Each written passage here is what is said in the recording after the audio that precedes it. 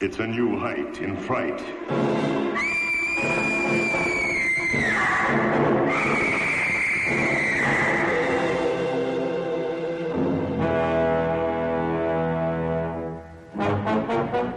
Doctor, what have animals to do with this? The man's jugular vein was bitten, clean through.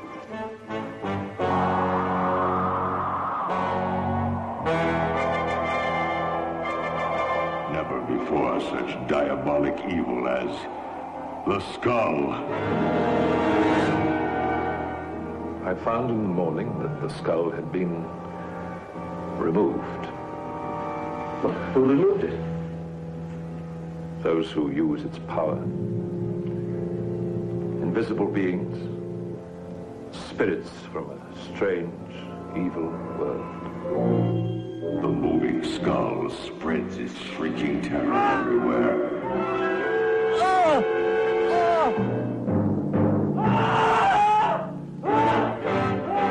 Casting its hypnotic trance over all who fall under its hideous shadow. Turning a lover into a killer at its evil command. Never before such blood-curdling horror as the skull.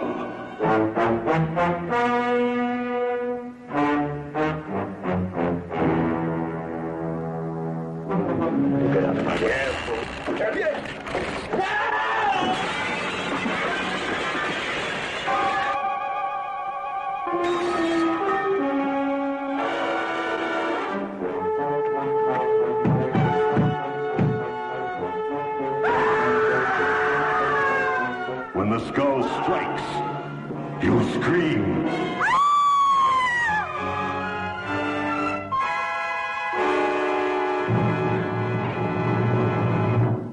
The following is a paid advertisement.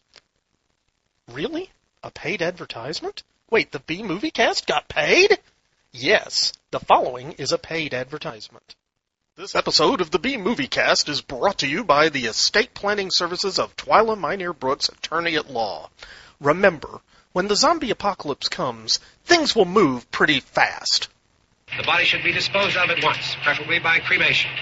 Well, how long after death, then, does the body become reactivated? It's only a matter of minutes. Minutes? Well, that doesn't give people time to make any arrangements. Oh, you're right. It doesn't give them time to make funeral arrangements. The bodies must be carried to the street and burned. They must be burned immediately. Soak them with gasoline and burn them. The bereaved will have to forego the dubious comforts that a funeral service will give. They're just dead flesh and dangerous. So don't leave your estate planning needs until the last minute, because you don't know when that last minute could come. Call Twyla Minear Brooks, attorney at law, at 859-351-2294. That's 859-351-2294. Remember, when you go, you don't want people saying, "Yeah, they're dead. They're all messed up." Twyla Minear Brooks, attorney at law, is licensed for practice in the state of Kentucky. Consult your local attorney for matters outside of the state of Kentucky.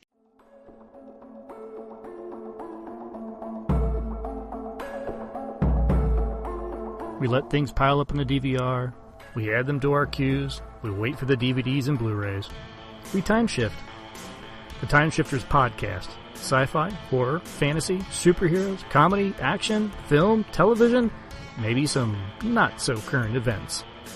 Find us on iTunes or at timeshifterspodcast.com. Command Mark, the time will be running at X-20 seconds. Mark, 5, 4, 3, 2, 1, fire.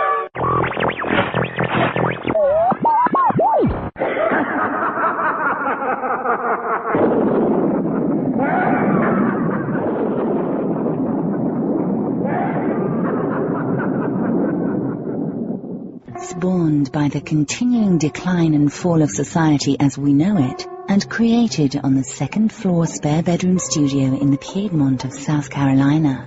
Podcasting on a shoestring budget and changing the world one freak at a time. It's the B-Movie Cast with your host, Vince Rotolo.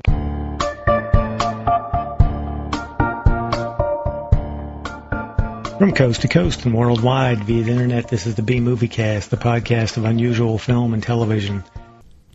Hi, guys, and welcome back to the B-Movie Clubhouse for episode 468 of the B-Movie Cast. Today, before I go any farther, I want to get our contact information out of the way. We love hearing from all of you, so we have a feedback segment devoted to your comments and suggestions, and this is how you can contact us. Option 1, pick up your phone and dial 888-936-0808. This is a toll-free number and a very easy way to leave a voice message. Option 2, you can make your own MP3 file and send it in to bmoviecast@gmail.com. Or use your smartphone voice software and record a call, then just send that in as an attachment instead. Or option 3, if you're not into talking, you can just shoot us an email to bmoviecast@gmail.com. Our website is bmoviecast.com, where you can subscribe to the podcast. It's free, and there you can join us on the Facebook B-Moviecast fan page and letterbox. Also, you can play the contest by sending in your answer by email to bmoviecast@gmail.com with contest in the subject line. And check out the links while you're there, or buy a t-shirt. I currently have smalls to 4X's. If you want to help us financially, there's a donation box you can click on as a supporter on the Lugosi, Karloff, Agar, and the infamous Xanadu level through PayPal. Also, the easiest way to donate is to click on the Amazon bar on the right side of our homepage. This Amazon link will take you to Amazon.com to make your purchase. It doesn't cost you anything, and you can still log into your personal accounts when you get there. It's completely private, so think about us before you buy online. So now, through the miracle of modern technology and thousands of miles of wires, server farms, PCs, Macs, the Internet, and duct tape, we have our co-host from Lexington, Kentucky, author, editor, screenwriter, film producer, Nick Brown. He has a new website. It is authornickbrown.com. That's authornicbrown.com. He is the author of the Werewolf for Hire book series, starting with Blood Curse. He's also selling a book in collaboration with his wife, Fiona, the B-Movie Cookbook. All of these are available on Amazon. He's produced 2 movies, Wretch and Loss Prevention. Both can be ordered on Blu-rays or DVDs through Amazon. He is also the producer of a 3rd film, the soon-to-be-released Fall of Usher. We were supposed to have Juan on from the Creepy Swamps with us, but they are having a power outage in Florida at the moment. So take care, Juan, and we'll do one soon with you. Today's movie is a gothic horror called The Skull from 1965. This one is my pick. We have officially entered the no monk zone, unless you make the connection that Christopher Lee was Rasputin in Rasputin the Mad Monk. And no, we are not making that connection. You will take that back now. Okay, I'll take This that. is a no monk zone. This is a no monk zone. Okay, this is an Amicus movie. It's not Hammer. It's their second and horror it's not film. a monk movie. And it's not a monk movie. I was up for a movie about dueling collectors of occult curios. So there you have it. It has the combined talents of Peter Cushing and Christopher Lee, and man, their on-screen chemistry is really amazing in this movie. I would just love to watch a movie with just the 2 of them talking. Well, it's too late now, but I was going to say that I don't think either one of them is up for making it these days. We'd have to bring them back from the dead, and that would be Stephen King. So, well, that is a. Well, we can call King. I'll get him on the phone. Okay. Do that since we're done with the podcast. Stephen, I need to resurrect Vincent Price and Peter Cushing. Wait, no, not Vincent Price, Christopher Lee. 2 ladies already brought Vincent Price back. Crap. Well, used up that wish, didn't we? Damn monkey's paw. Oh, jeez. Okay, we just lost Nick into some flight of fantasy there, but the how's third, that different from normal? Yeah, really. The third character in the film is the actual skull. It smashes out of cabinets, floats down corridors, and we see it. We see the movie through its eyes sometimes, so that's cool. Yeah, skull. I watched a copy I had DVR'd when I had the Epix channel, but Legend Films acquired a bunch of Paramount catalog titles and distributed them on DVD. And it includes a handful of long-awaited genre titles, and one of them is, in its wide Technoscope format, a much-wanted crown jewel for horror fans, especially lovers of anything British and or Peter Cushing and Christopher Lee. So that's available on Amazon for streaming for $3.99 if you don't want to actually buy it. I don't think there's much on the DVD except the original theatrical trailer or something, so, no commentary or anything, but it's supposed to be a beautiful copy of the movie. I'll say I watched it on Amazon, and the Amazon version was spot on nice. So, I mean, it was not a bad copy. Oh, good. That's probably that version. Yeah, the legend. So there you go. Yeah. So that's all I have to say about the movie. Everybody's just going to have to watch it. They need it in their collection. I know it's an old saying, but you need to put this one in your collection. It's one for the collection, Mary. It's an old saying, but a true saying. That's very true. So before we actually start talking about the movie, do we want to do the contest? Yeah, what was the movie, Mary? Do you remember? Kingdom of the Spiders, 1977. That's right, with the Shat. That's true. Yes. Yeah, he was the scariest thing in the movie. You know what? I love William Shatner. I'm not going to diss on him. He's kind of awesome. He is. I mean, quite a career. Anyway, and still going. He just turned 90, and he's apparently... Okay. I got to throw this out there. So William Shatner has partnered with some AI company. And so they've done these long-ass interviews with him and recorded all this information. And I'm not sure exactly how they did all this, so you guys just go Google it. Don't bother me for the details. Okay? But basically they have built an interactive AI version of William Shatner, so future generations can have a conversation with William Shatner, because they've recorded so many different questions and responses and studied the algorithms and studied the way he responds and everything else. So in theory, you would be talking to a virtual Shatner. Wow. Yeah. So it's not just like him saying, I was in this movie. It's like you ask, so what was it like being in this movie? And apparently AI Shatner can tell you to a reasonable degree of accuracy what William Shatner would have said if you had asked him that question. Wow. And this is pioneering because, they're kind of doing it with him to boldly go where no man has gone before. But think about if they're able to perfect this, people can do that then, for their great-grandkids, or do something like this for posterity. True. And then the world will be filled with virtual dead people. Okay. I don't know if that's a good thing or a bad thing. I'm just going to say it's a thing. But and it was completely random that I picked William Shatner, and then it turns out that I just found out that he's in the middle of doing this weird AI transfer my personality into a computer thing. Somebody wrote that in feedback. They wondered if you picked that because of Shatner. Oh, of his 90th really? Birthday. Yeah, Don Falco's. Yeah. Well, see, Don, the answer is no. It was just that I had recently watched Kingdom of the Spiders. And find that the contest follows... The movie that I picked for the contest follows one of 3 or 4 different pathways. Pathway 1 is, I've just watched it and I'm like, ooh, I'm in the mood to put that movie in there. Boop, boop, boop, boop, boop. Or 2... it was something that has been in something that I have been looking at for a book or researching or something like that. So we did a lot of the films that were in the new B-Movie Cookbook, for example.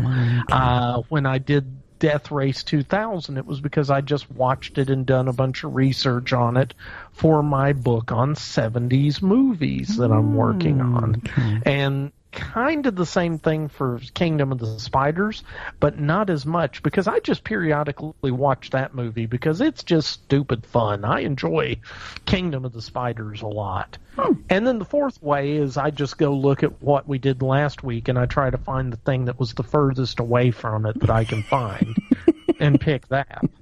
So there you go, the inner workings of Nick's mind. Okay. That's scary. Yeah, so we were doing the contest. Yes, we were. Kingdom of the Spiders, 1977. Yep. You've got a lot of balls there, Mary. Yeah, I do. The bucket I always is do very have heavy. a lot of balls, Mary. You love saying that. Okay. This is a PG podcast. I'm not saying anything. You have a lot of balls in the bucket that you draw balls with numbers on out of for the contest. Yes. Mary's balls. Mary's balls. Okay. Our first movie prize has been donated again by Patrick Kelly. It's called The Prestige. It's a Blu-ray from 2006. And Pat says it's directed by Christopher Nolan and stars Christian Bale, Hugh Jackman, and Michael Caine. It's a science fiction tale of turn of the 20th century magician who uses cutting-edge scientific breakthrough to cheat death, thrill audiences, and ultimately ruin his life. Ooh. It's a happy film. And yeah, it Actually, sounds like it. It's a pretty good flick. I think people will enjoy it. Okay. Well, this is a Blu-ray, so. And the winner is Tom Jackson. You said that. Tom Jackson. The Tom Jackson.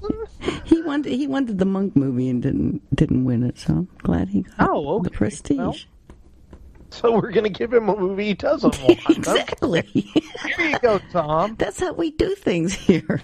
I think it is. Okay.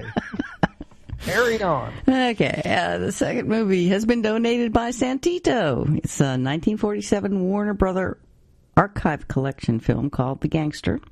It's a film noir rumored to be the uncredited work of the blacklisted writer Dalton Trumbo. Ooh. Barry Sullivan is a gangster losing control of his power, and it also stars Sheldon Leonard, Akeem Tamaroff, Elijah Cook Jr., and Charles McGraw. 1947. And the winner is Steve Turek. Congratulations, well, hey, Steve. Yeah, cool. And maybe he'll do this one on the Diecast podcast. Okay, and the third one is a B-movie koozie. And that one was Peter Steema. Ooh, I don't know. Has he ever won a koozie? I don't know. I don't think so. My, this could be a new. He could be a new koozie person. I'm just taking people's word for it when they say they've reached 10 koozies, because I would have to go back and go through all the paperwork and find out who's won a koozie, and I don't wanna. I just think it's so cute that you have paperwork on this stuff. I know. Mary. Like bureaucracy must survive. I have paperwork on who gets koozie. You know what was really weird today? I was picking out the balls, and they came out 1, 2, and 3. Huh. So you're saying your balls were weird today? I'm saying I probably ought to go and play that number. Okay. I'm not going to disagree with you, Mary, because if you win the lottery, I figure you might give me $1. Okay. $1. $1. I'll remember that. If I win the lottery, I give you $1. Yeah. I might just send you $1 just in case. I just feel bad for you. Oh, wow. Oh, thank you, ma'am. Maybe I could buy a piece of coal to heat the house with it. Oh, poor little waif. Oh, I may be poor, but I'm not little, trust me. Oh. Okay, where are we now? confused today. Why are you confused, Mary? We're doing The Skull. I know, but... Which was a movie where the villain was literally dead for the entire movie and not a vampire or anything else. He was just a head. Yeah. And I gotta say, I like the idea of the dead, just the skull being the villain. I mean, what a great actor Skull was. I mean, Skull was always spot on with his lines. I know. Right there, good eye contact, or at least socket contact. I mean, it was quite the achievement. I really liked that. I'm sounding like I'm being a smartass. I thought it was pretty creepy. Yeah. So it was a creepy little movie and different from what I expected. Yeah. That's what it was. Totally different from what I expected. And I think Vince would have liked this because it did have the prerequisite disembodied head. True. Usually the heads in the movies he liked would still have their skin on them. And eyeballs. But, beggars can't be choosers, I guess. So. I thought Peter Cushing was really good in this because it's like he went nuts. He slowly he just disintegrated during this movie. And it's like there's this weird part of him that was like a fetish thing. It wasn't that he was a collector and he loved the collecting and he, and he's researching all this stuff for books and for all the... He just had this glint in his eye sometimes that was like he just liked that stuff a little bit too much. And I never see him as that kind of character. I always see him as either evil or proper, or I never saw that little weird madness in his eye before. I kind of liked that. Yeah, that's the thing about Cushing, because he was such a versatile actor. He and Lee were both, they could really play just about any role that they wanted to. Mm-hmm. And I think Lee kind of specialized a bit more in playing the heavies. Mm-hmm. Yeah. And, he did have... Christopher Lee had a certain look of, I wouldn't want to be on a lifeboat with Christopher Lee in the middle of the ocean when the food runs out. Okay? Peter Cushing, it would be like, oh, well, I guess we'll just sit here and starve to death. Christopher Lee would be like, are you sleepy yet? Yes, I see your eyes are getting heavy. And they look delicious. I read somewhere where he actually had a hard time getting his first gigs because of the way he looked. Well, because he kind of was like foreign, because his mother was Italian, and he was 6'5" and real thin and menacing. Yeah, he's much more menacing than Peter Cushing, in my opinion. But they're both really good actors, and I mean, you look at some of the roles. I mean, oh God, what was it when Peter Cushing played Captain Clegg in? I'm trying to. What was it called? It was Night Creatures. Oh, yeah. That film, well, it was called, I think it was actually called Captain Clegg in the UK or something, but they changed the name to Night Creatures when Hammer sold it to the US because they had pre-sold a movie named Night Creatures and didn't give a crap what they sent. They just slapped the name on it and sent it on over. But, I mean, he played a bloody pirate who was acting like a minister or he was the town reverend for like 7 years or something, and it was really good. Wasn't he? But he was a bad guy in Star Wars, wasn't he? Yeah, he blew up Princess Leia's home planet. Mm-hmm. Yeah, he was Grand Moff Tarkin.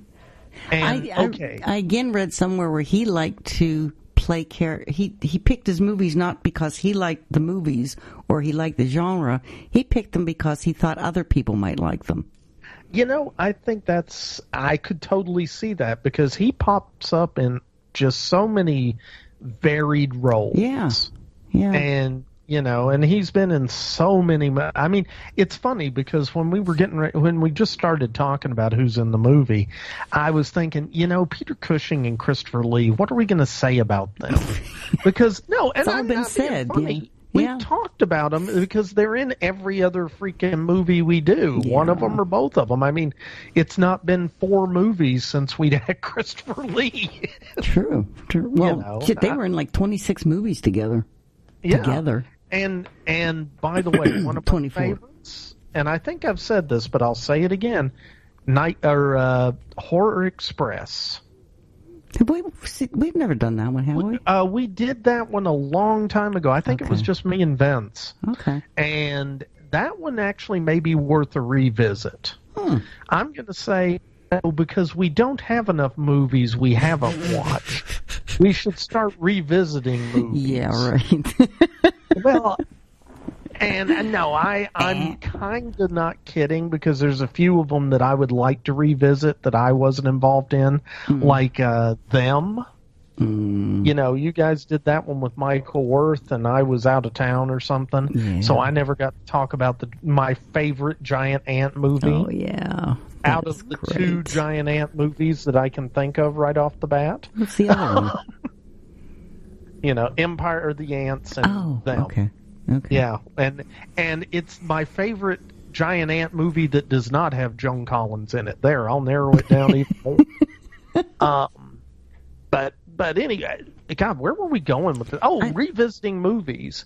Yeah, Horror Express, though, because that was such a good movie. And, okay, let me rephrase that. It was a fun movie with a really clever gimmick to it and a bunch of clever story devices going on that was just, well, it's been done on riff tracks and it earned that. Okay.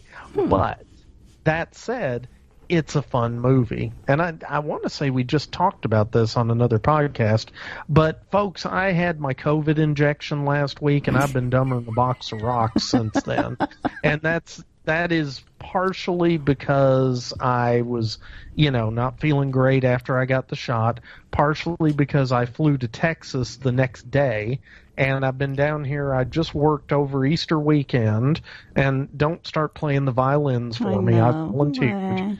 But it's been 4 days straight, 10-hour days, on a very important project I'm doing, and so I'm happy to do it. But, yeah, I'm a little tired, stir crazy, whatever. I just paid $29 for 2 little cans of ravioli and a beer. So, I'm just all over the place. So anyway, back to Peter Cushing. Well, I'm being stupid because I just had a bunch of allergy tests done, so I think they're affecting my brain. Well, you're also probably a little lumpy right now. Yeah, I look like I sat on a porcupine. I hate those things where they do all those. And did they do it on your back? No, they did on my arm, but they had to do it twice. Oh, God. Yeah, they do the first. Well, they do it 3 times. They do one just to see if you're going to have any kind. Look, if your skin's really sensitive. So they do one thing on both my forearms, like around my wrists. Okay. Then the first set of shots are like the real watered down version. Because I guess they want to see if you're going to go into anaphylactic shock or something. Yeah, it's good that they don't kill you right off when you're testing. You can't pay them then, so, Yeah, but they want to keep sucking money out of you, so you have to, have to keep you alive. Well, I don't know. Organs are pretty valuable. I'm just saying. So then they give you the same 36 shots the second time with, like, the heavier duty dose to see if you're allergic to anything. Yeah. And I am. And you're allergic to everything. Yeah, basically. Even my cat, so. Aw. Too bad. Well, yeah. Okay, I got a funny one for you. So my niece Nikita, the actress. In England. Yes. She's allergic to tonic water. Yeah. How do you even find that out? Oh. Okay, she got she had an allergic reaction to something, and they were able to narrow it. The doctors had to narrow it down, and they narrowed it down to bloody tonic water.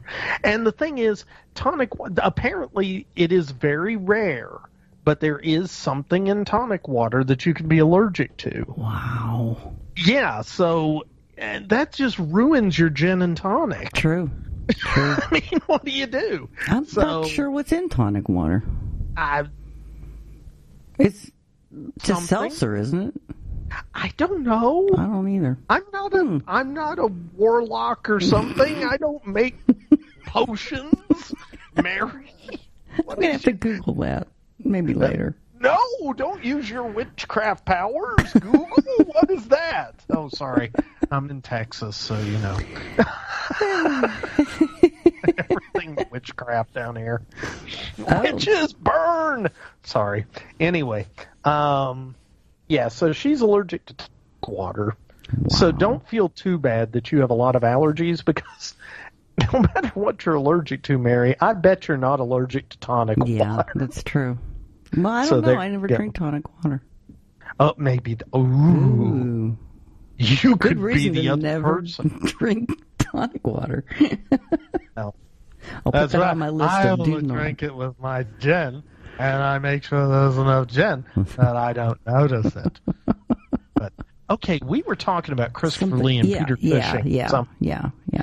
They were like really best friends in real life. They were best friends, and that was where I was going with the Horror Express thing. Was Cushing's wife had just died, and Christopher Lee really kind of pressured him to go do this movie because Cushing was so depressed. And he was like, come on, it'll be good, it'll get you going.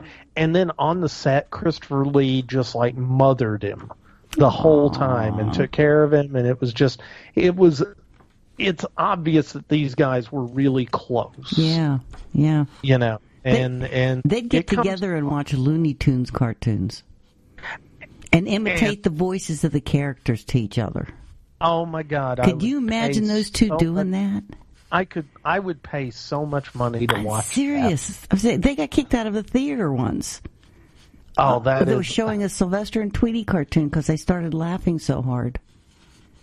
Oh. I would love to see that. There's two very straight-laced Englishmen being Sylvester and Tweety. I got nothing. Yeah. Now, there were some other people in this movie. Yeah, that's true. Famous people. Really famous character actors.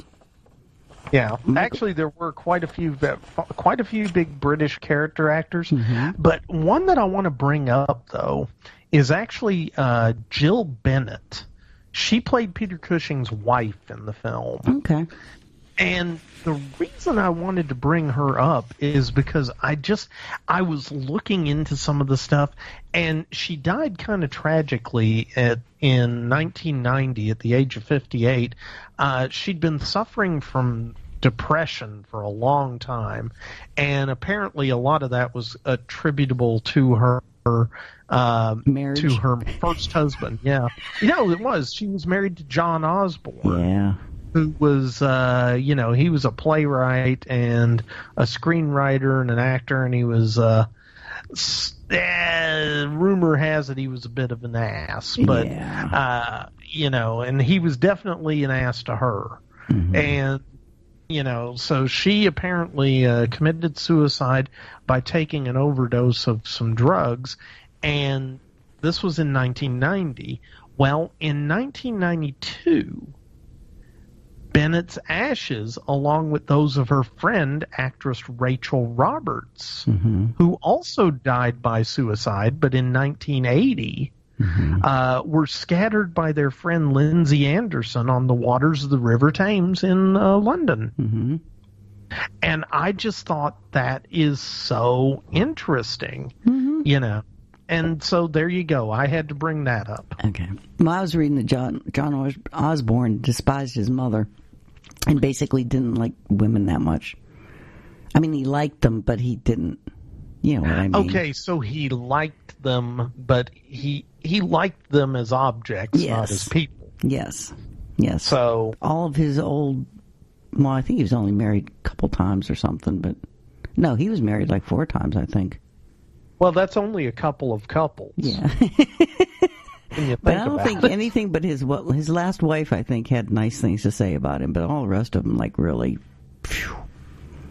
And he said something really nasty after Jill Bennett died. Well, I think I'm glad she's dead or something. Or yeah. Well, and part of it was that if I remember right, when they got a divorce, he was essentially under a gag order. Yeah, it was like a defamation order or something. She'd written a book, right? Yeah, she'd written a book, and he couldn't talk about her. Yeah, and he actually, if I'm not mistaken, went back and added a chapter to his own biography, just so he could slam her after she died. Yeah, because the minute she died, this restraining order essentially was gone. Jeez. And so he just pulled out the "I'm a butthole" card and started throwing it down. Yeah. And you have to wonder what went on there, or what kind of person he was, that he was just like ready to throw down on somebody after they're dead. I know. I mean, what in the world? I know. Sorry, that just sort of, I'm just kind of like, it blows my mind. Mm-hmm. Yeah, he just wasn't a very nice person. Yeah. And I don't know, maybe he was. I've never met the man. And I don't think I will. But, because I think he's dead. But that's beside the point. No, seriously, though, just this whole thing about Jill Bennett, it really got under my skin reading about, how she committed suicide, and then her friend scattered her and her other friend who committed suicide's ashes. Yeah. And they were, playing the song, "Is That All There Is?" It's like, while they were scattering the ashes. It's like, wow. Yeah. Okay, so that was a happy note. Yeah. Do you want to talk about somebody else who was in the movie that didn't commit suicide? Yeah. Well, who would that be? Michael Goff. Ooh. I love him. Love Michael. Yes. And he was, he's been my favorite Alfred in the Batman movies. Oh, yeah. Yeah. And second, he only had a small part in that movie. I think, the auctioneer? Yeah, but he's so recognizable. He's very recognizable. Yeah. And, he's just, you can always pick him out in a movie. I gotta say, one of my favorite roles for him was the movie Top Secret with Val Kilmer from 1984. He played Dr. Paul Flammonde. And it's just, Top Secret was, basically it was Airplane as a spy movie, sort of during World War II, sort of during the Cold War, sort of during an ambiguous conflict where there was a French resistance. I mean, it was just kind of all over the place. But anyhow. I liked him in Horrors of the Black Museum. Oh yeah, that was good. Yeah. We did do that one on the show too. Yeah, I think we have a long time ago. Yeah, and he was in Doctor Who for a bunch of episodes as the Toy Maker, if I remember right. Okay. Yeah, that was one of the early seasons. That was, no, maybe not that early. I think it was the 80s actually. Yeah, when he was the Toy Maker, I think. I don't know. I don't know. I could look it up, but I'm not gonna. I just know he was in Doctor Who for a while. Well, Peter Cushing was too, a lot. Well, yeah, Doctor Who. Well, okay, that's, my God, yeah. He was in the movies. Yeah, but yeah. Then he did the television movies. See, I always think of the movies because there's that one where the Daleks have taken over Earth, and they're going to drop bombs down a mine to turn the Earth into a black hole or something, or a supernova. I mean, some really stupid Dalek plan, and I just, the Daleks. Okay, the Daleks are both insanely diabolical villains and stupid as hell. And that's why they're one of my favorite Doctor Who villains. They're just, they're a bunch of brains in trash cans rolling around with plungers on them. And yet somehow they're able to almost constantly take over the universe. Yes. Okay, so what were we talking about? Michael Gough. Michael Gough, okay. Yes. Yeah. Horror of Dracula. Oh, yeah, the Horror of Dracula. That was good. Yeah. Dr. Terror's House of Horrors in 65. Yeah. A lot of Tim Burton stuff at the end. Yeah, he did a lot of that. Well, he did the Batman. He did the 1989 and the later Batman movies, too. Yeah. I want to say, what was it? He was in the Batman movies all the way up through Batman and Robin, I believe. Oh, and he was actually in Sleepy Hollow, which okay, I gotta say, Tim Burton's Sleepy Hollow is one of my favorite versions of the Sleepy Hollow story. Yeah, me too. He did the voice in Corpse Bride. Yeah. He did some other So you're stuff right. too. He was in a lot of. I hadn't realized, but yeah, he was a go-to person for Tim Burton. Mm-hmm. Yeah. So, and that's kind of a big deal. I think so. Yep. Yeah. Oh, bless. Who else do you want to talk about from the cast? Because there were a lot of good character actors in there. Patrick McGee as the police doctor. Yeah. He's another one that when you see him, you go, oh, yeah. Him, I didn't know the name as much. But he's somebody that you see him and you go, oh, yeah. Yeah, he's been in, he's another one. He's been in so many. He was in A Clockwork Orange and Zulu. And I want to say, was he in? Yeah, he was in Chariots of Fire, too, I want to say. Yeah. Yeah, he was. Of course, his biggest role, though, was he was in Hawk the Slayer. I don't remember that one. You shouldn't remember that one. It was a terrible, terrible sword and sorcery movie from the early 80s. And it's not a great film. I really enjoy it.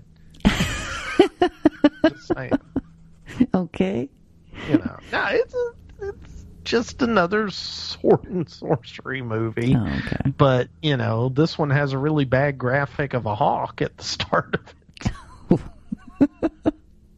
Well, he's what, 97 different entries in IMDb.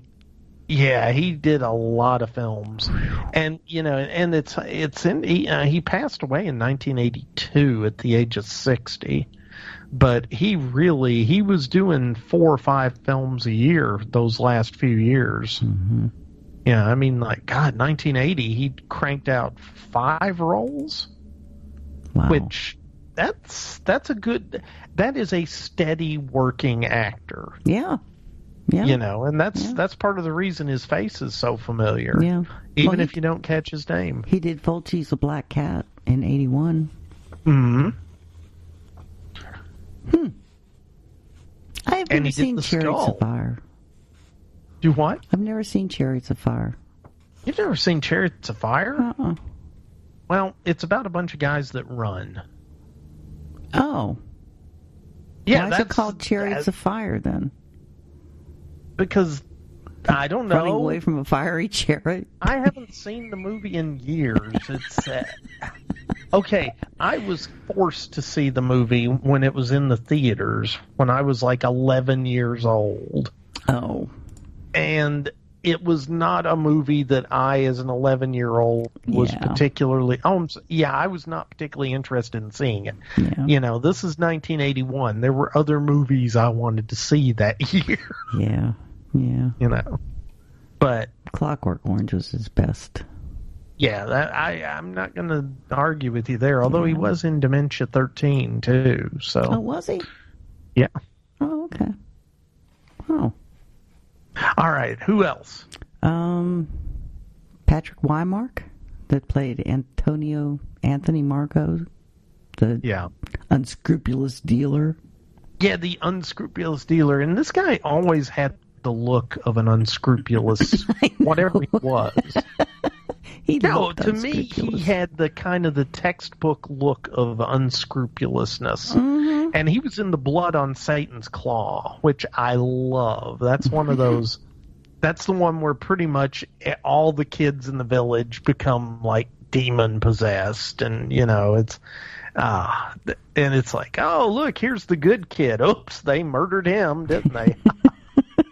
Yeah, so, good stuff. Yeah, he has like 50-some credits to his name, too, so he worked a lot. Well, he was in Witchfinder General? Yeah, Witchfinder General. He was doing a lot of Amicus and Hammer films, it looks like, yeah. Yeah, Secret of Blood Island. Yeah, Dr. Sin, alias the Scarecrow. Yeah, that was a good one. Yeah. Children of the Damned. Oh, was he in... he was in Children of the Damned. Mm-hmm. Is that the one? Now, here's the thing about Dr. Sin.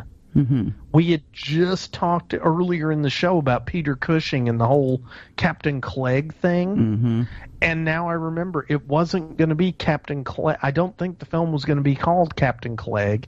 It was going to be Dr. Sin. Mm-hmm. That's why, because Disney released Dr. Sin. And they didn't, and Disney, Hammer was just like, we're not going to mess with Disney. They got it. So we're just going to change the name to Night Creatures. Have a nice day. Huh. Yeah. So there you go. Yeah. That's about the only ones I can think of. Well, those are good ones. Yeah. Yeah. Anybody else you want to talk about?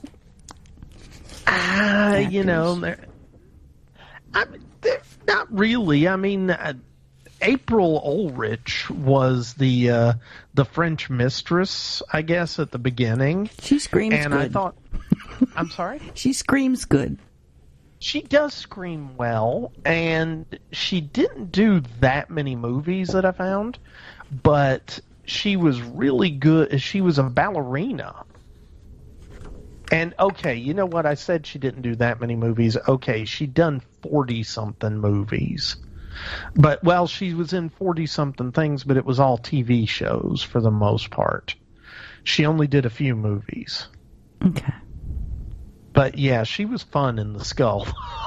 Because it's just like, I have just gone out and robbed a... Well, you know what? I'll get into what was fun when we do the synopsis.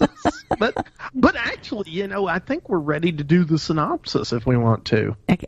I did read that the same week that The Skull opened, the company released its first sci-fi movie, the TV adaptation of Doctor Who and the Daleks. Really? Mm-hmm. Okay, that is kind of cool too. Mm-hmm. Gonna say it. I mean, there. What can I say? This trivia for this movie. Mm-hmm. There wasn't a lot. I went digging for trivia, and most of the trivia I found was things like, in this scene you can see wires holding the skull up. That's not trivia. Yeah, I know. It's like quit that. You got to. You know what? When I see the wires holding something up, I squint my eyes so that I can't see it. I don't usually even see them. I don't pay attention that well. Yeah, I don't want to be taken out of the moment. Yeah. Yeah. It's. I'm trying to enjoy the movie, and it's super creepy. I don't need to have somebody point out the wires. True. Yeah. I also read that. When they released this movie in France, they had to change the promotional material. Yes, because the heirs of the Marquis de Sade, they had pressed charges to stop anybody from using his name in advertising material. Yeah, because they didn't want the name being. I guess they didn't want the name being besmudged any more than the Marquis de Sade already had smudged it when he was smudging his dirty poetry on the cell walls in poop. Yeah, you know. Oh, Marquis de Sade. I know. Oh, there's a fun fella. He's the life of the party, isn't he? Okay, I also read that, you know how we always said that, what's that movie that was always on HBO? Beastmaster? Beastmaster, yeah. Yeah. In England... Did you notice how I knew immediately? I know. Peter Cushing was so big on live television in Britain that in the early 50s, a comedian joked, "You know what television is, don't you? It's Peter Cushing with knobs." I didn't realize he did that much television in Britain, but I guess he didn't did. either, but I could imagine it. I mean, the dude, he was very prolific. Yeah. But now I've got this image in my head of Peter Cushing with knobs, and I don't know that it will ever leave. So well, I want to thank you for that little bit of trivia. He's also an ardent vegetarian. Yeah. He was a patron of the Vegetarian Society till his death. Yeah. And he suffered from nyctophobia in his early life. What's that? He was afraid of the night. He forced himself to overcome it by walking outside after midnight in his later years because he was so afraid to go outside at night. This is a man that scares us to death, and he himself was afraid to go out at night. Well, I thought that was weird. And in a way, by scaring other people, wasn't that a good cure for his own fear? Probably, yeah. You know, you're busy scaring other people, it's hard to stay scared yourself, I guess. Yeah. You know. And he had a strong Cockney accent when he was a kid, so he actually went and took elocution lessons. Yeah. And he elocuted the hell out of them, too. I'm serious, man. Oof. I would never have known. Yeah. He was so good. No, he was excellent. And I know Peter Cushing, in his later years, I think he retired to the Kent area, which is where Fiona's family's from. And we actually went down to the little town where he lived, and I'm trying to remember the name of it. But we went down to the little town where he lived right before he'd passed away, and there was actually a coffee shop that he would frequent. Like every day he would go into this coffee shop and have a tea. And there was a table that was kind of his table. And if you go there, at that table, there's a little tiny plaque on the wall talking about the fact that it was Peter Cushing's favorite table. And so I've got a picture of that, which, by the way, was really weird to the people who were sitting at the table when I'm running up to it going, ooh! You know, if you really want to freak some British people out while they're having tea, run up to them and go, ooh! They're like, what the hell? There's an American next to... Mommy, there's an American next to us. I know, dear. Ignore him, and maybe he'll go away. Ooh, look at that. So... And there I was. I did ask them, and I told them what was going on before I did it. But, you know, I was getting ready to start taking pictures of their table. So, yeah, that could freak people out, I know. Yeah. But anyway. Especially nowadays with people stalking people and stealing their, you know. Stealing their tea. Their identities. Always stalking those people. Yeah. And stealing their identities. Oh, okay. Yeah. People are weird about getting their pictures taken anymore. Well, that's unfortunate because there's cameras everywhere. I know. You're on TV right now, Mary. Yeah. Well, no, because I have little things on top of all my little cameras on all the computers. Yeah, well, all I got to say is, looks like the bumps on your arm are going down nicely, so good job, Mary. The bumps are gone down, just the little bloody marks are still there. See? I must be able to see you, Mary. How do you feel about that? I don't believe you. You lie. That's true. I do lie sometimes, and I'm not... I need to work on being creepier. That's my goal. Good. No, you don't. That's going to be my goal. I need to be creepier. Thanks for giving me a goal, Mary. Oh, he died in Canterbury. Yes. Canterbury. Okay. That is not where the coffee shop is. No. I would remember Canterbury. He probably passed on at Canterbury Hospital. That's the big hospital in the area. So. Okay. He bought a home in Whitstable. Thank you. Whitstable. Yeah. Yes, down by the sea. Yeah. That's right, because we went there and there was a little festival going on, and it was quite cool. Yeah. Didn't they name something after him or something? Probably. There was a cushion factory. They named they named him Peter Cushing things. Oh. He did design. He designed silk for a while. Okay, what's the story? 1945, he didn't have money for presents, so he found a piece of silk, cut it into a square, painted a Dickens character on it, and gave it to his wife as a present. She loaned it to a friend who wore it to a party. It was seen by a textile manufacturer who gave Peter a contract as a silk scarf designer. Wow. And those designs were used for the Festival of Britain and the coronation.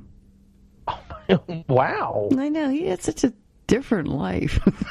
Dude was multi-talented. Yeah. I'll give him that. Yeah, I think when he retired, he did a lot of painting and stuff. Mm-hmm. I believe he did. Anyway. So you want to talk about the movie? Yeah.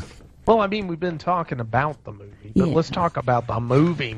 Yeah. Now, I'm not going to... Okay, spoiler alert, we are going to give away a lot of the bits and pieces of the movie. Mm-hmm. I'm not going to give away the ultimate ending of the film, though, because I think it's got a pretty good little twist to it, I think. Yeah. Well, I felt it was twisty. Yeah, well, especially for its day.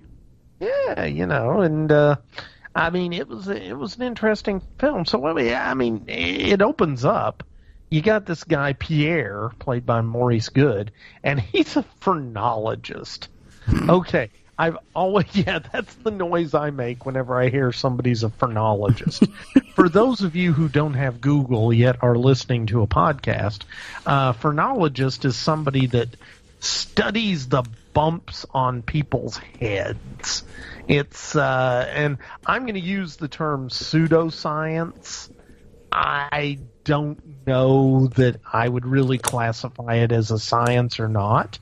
But the idea is that the bumps and knobs and nooks and crannies on your skull are going to help determine your mental traits, your personality, even different ailments, all sorts of things. I always wanted to get one of those white skulls that have the, sections. The sections labeled on them? Yeah. Yeah. I know exactly what you're talking about, which is also kind of creepy that I know exactly what you're talking about with that. But yeah, so as if being a phrenologist isn't creepy enough. Although, okay, I'm going to say, phrenology creepy, but dude was making bank as a phrenologist in, I guess it was in France back in the late 1700s or something, because the Marquis de Sade, he was dead and all, but hey, that was okay, because this phrenologist, Pierre, he wanted to see if creepy Marquis de Sade had any strangeness to his skull, because he was such an unusual character. That really happened in real life, didn't it? Do what? They really did cut his skull off, cut his head off. Did they? Yeah, I think so. The Marquis de Sade, they took his head and studied it. But they lost it somewhere along the line. They managed to lose his head. So his body is still buried, but I guess it doesn't have a head on it in real life. Okay, I don't know what to say about that, Mary. I don't know much about the Marquis de Sade, first of all. Yeah. Okay, I know that he was born, I think it was about 1740, and so he did die in the 19th century, so he died in 1814. I just looked that up. Okay, and this movie's supposed to be set in 1810 or something, isn't it? Well, then this Pierre dude was a murderer if he took the head off of the dude. That's true. Yeah, I'm just saying. But okay, Now the movie starts supposedly right after the Marquis de Sade has passed, and he's buried, in this phrenologist Pierre decides to go grave robbing. Okay, I love those scenes. I was going to say, how many Amicus and Hammer films start in a graveyard with somebody digging up a body? Oh my God, it's just like that is. I swear, the first time I went to England, I expected to just, if you walk past a cemetery, I expected to look over and see a couple of guys in shovels, with shovels, just scooping out body parts and throwing them into a wagon. Now, it couldn't be any wagon, though. It'd have to be one of those wagons with the big the solid wood wheel. Yeah. You know the ones I'm talking about. It'd be full of hay. Yeah. And they'd just be tossing the body parts on top of the hay. And, go blimey, governor, they got another dead body, don't we? Yeah, okay. Oh, hey, I just found the thing about Marquis de Sade. Okay, what'd you find about the Marquis de Sade? It was in the book called Marquis de Sade, A Life. It was published in 1999 by Neil Schaefer. It says, in real life, Marquis de Sade's body was exhumed from its grave in the grounds of the lunatic asylum in Charenton, where he died in 1814, and his skull was removed for phrenological analysis. It was subsequently lost, and his fate remains unknown. Oh my God! So basically, the start of this is, oh my God, the skull could be a true story. Yes. Holy cats! Because the skull was lost, and nobody knows where it is. Yeah. Yeah, so it's actually floating around out there right now, waiting for somebody to. All right, so everybody start looking around on the night of the new moon. Yeah. Look around. Okay, that was something else, and I'll get into that in a little bit, but don't let me forget the new moon, though, because I want to bring that up. I had to look up what a new moon was. It's when there's no moon. No moon. Yeah, because it's new. And then it becomes full. And then it stops being full, and it becomes new. As a werewolf person, I kind of know the cycles of the moon. Oh, that's true. Yeah. Yeah, but anyway, I'm getting all high and mighty with my knowledge of moon cycles. I tell you. All right. Well, anyhow. Okay. So apparently, the true story of phrenologist Pierre, who steals the Marquis de Sade's head. Okay, kids, I'm just imagining. Okay, first of all, I doubt that there was a lot of embalming going on back then. So you open up a grave and it's going to be ripe. Yeah. And the coffins are not the hermetically sealed metal coffins that you have today that they put in vaults, and your body's going to last forever, which, by the way, I'm going to be buried in a cardboard box.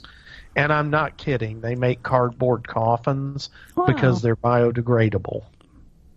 Wow. So you can get buried, and then your body can actually decompose the way it's supposed to in nature, not be some kind of encapsulated thing that. No, Vince and I are going to be there forever, so people can dig us up 2,000 years from now and learn about our society.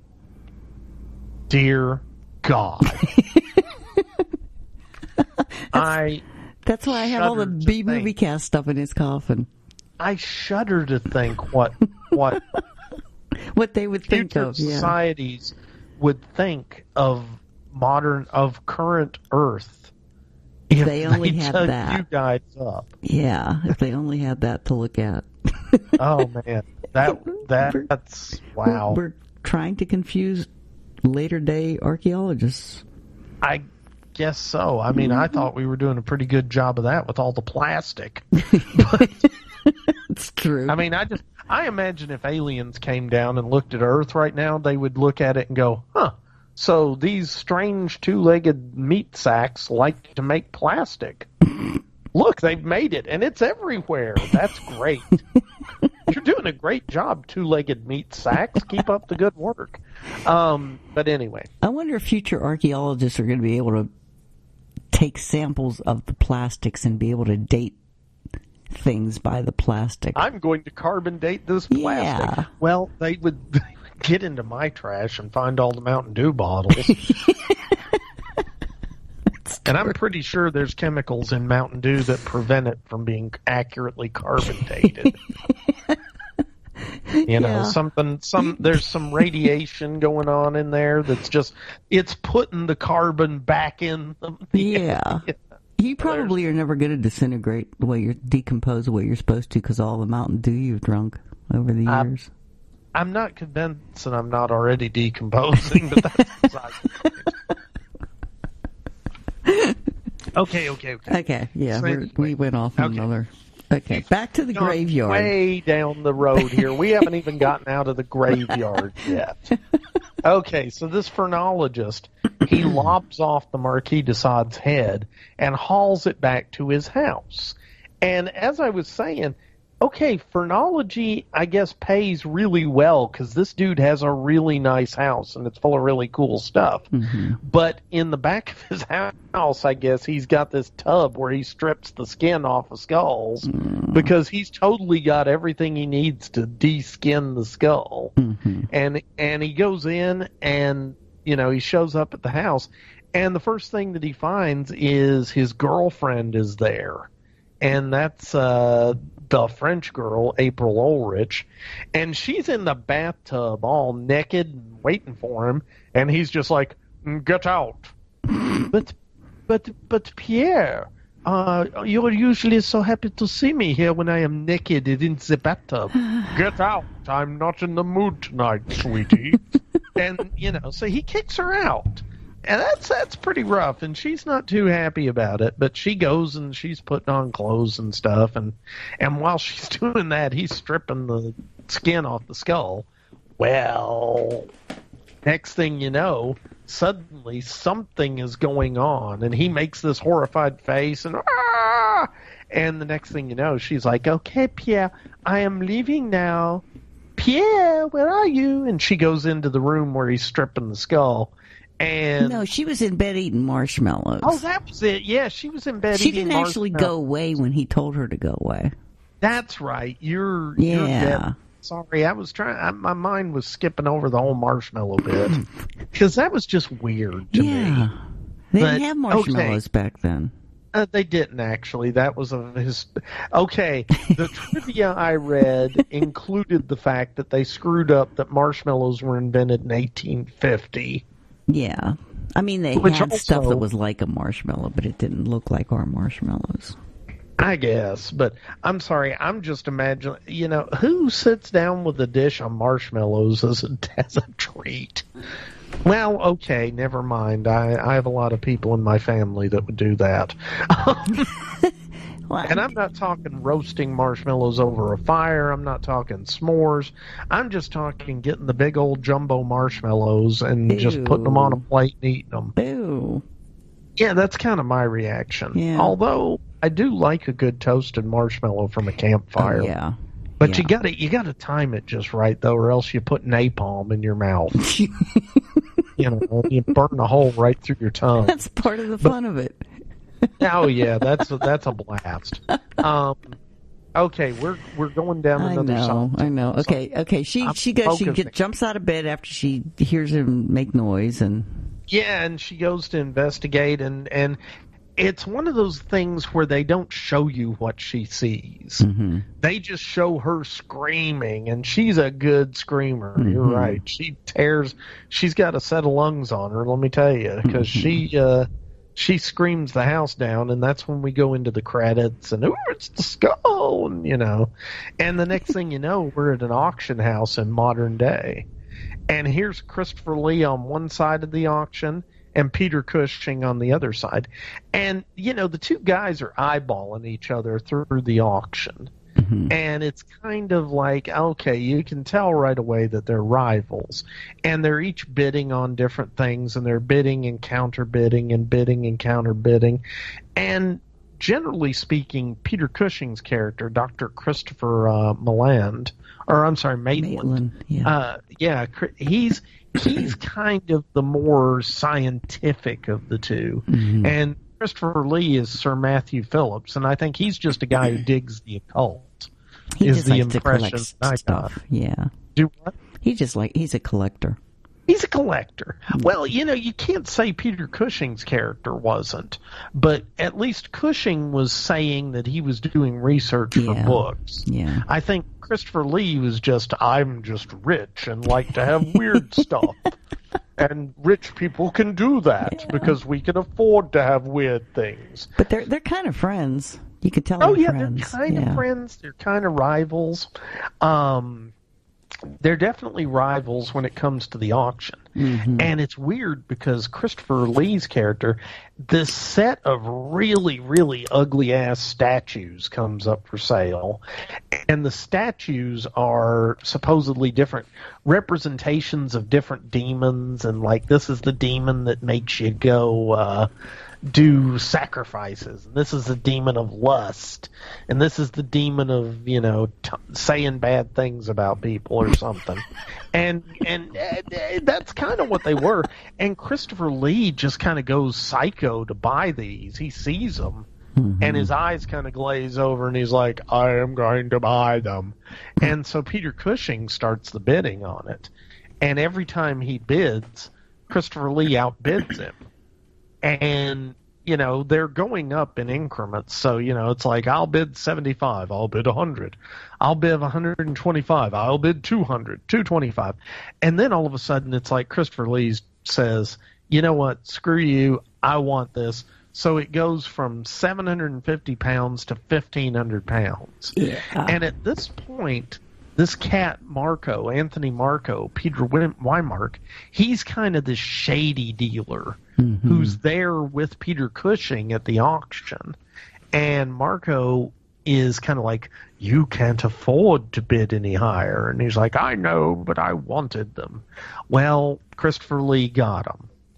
And it's funny because Peter Cushing goes up to him afterwards. He says, you certainly did want those. And he's like, I didn't really want them, though.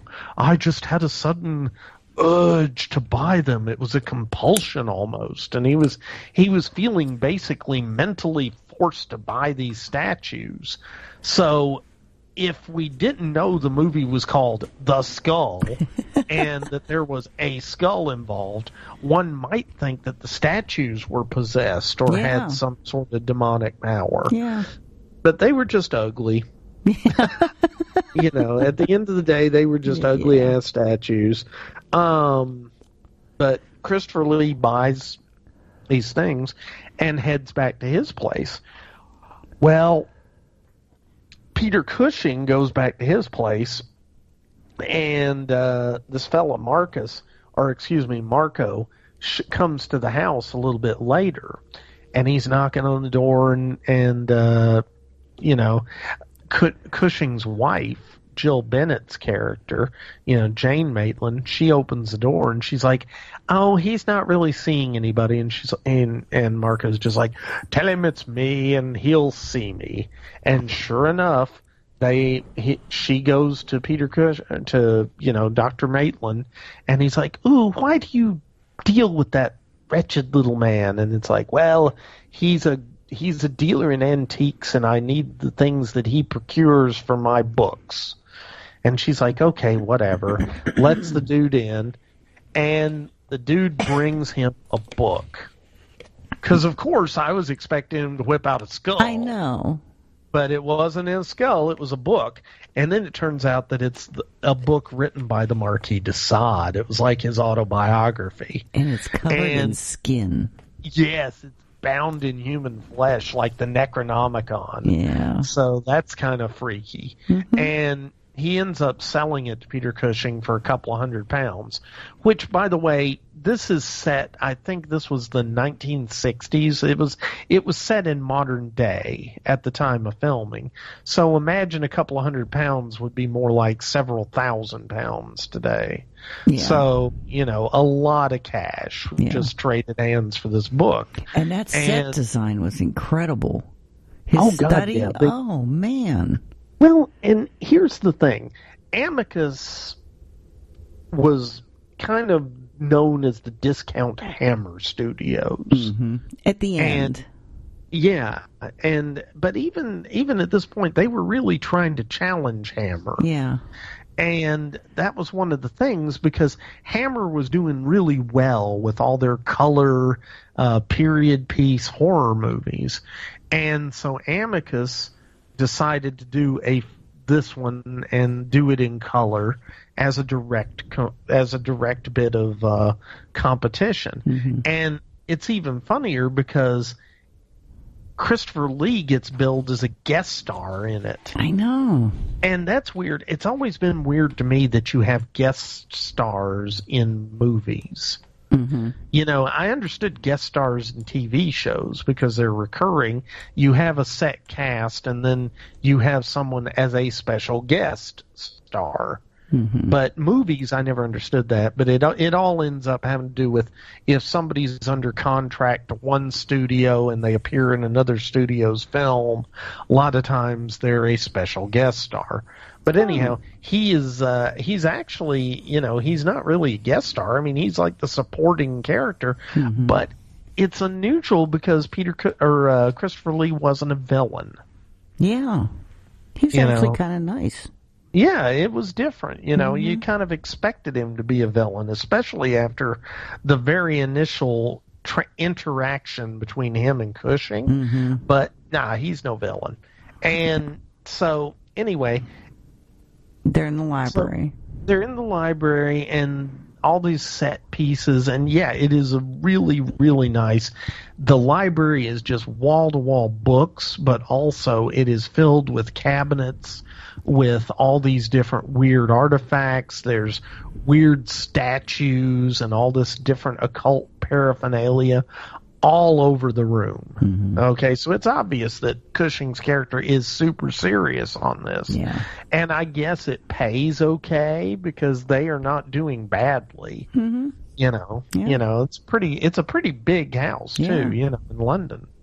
But anyway, so he does buy the book and he's fascinated by it. Well, Marco comes back the next day and he's like, "Oh, I'll have something even better for you tomorrow." And so he shows up again, and he pulls out a skull. And he says, "Ooh, this isn't just any skull. This is the skull of the Marquis de Sade." And I'm so glad that the first thing Peter Cushing's character says is, "Oh, how do you prove that?"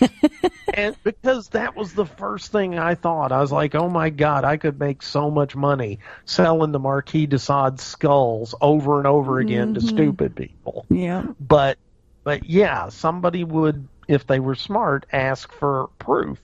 And, okay, Marco's proof isn't what I would call the best proof in the world. He tells the story of the phrenologist, and he picks up where the movie kind of left off. The guy's, the phrenologist's estate agent, or his, I guess his lawyer or whatever, is going through the guy's belongings and kind of cataloging them, I guess. And while he's doing this, April Ulrich, the girlfriend, shows up because she's got a key to the place, and she's like, "Well, I'm here to get my stuff." And so she just goes off into a room and's packing her stuff up.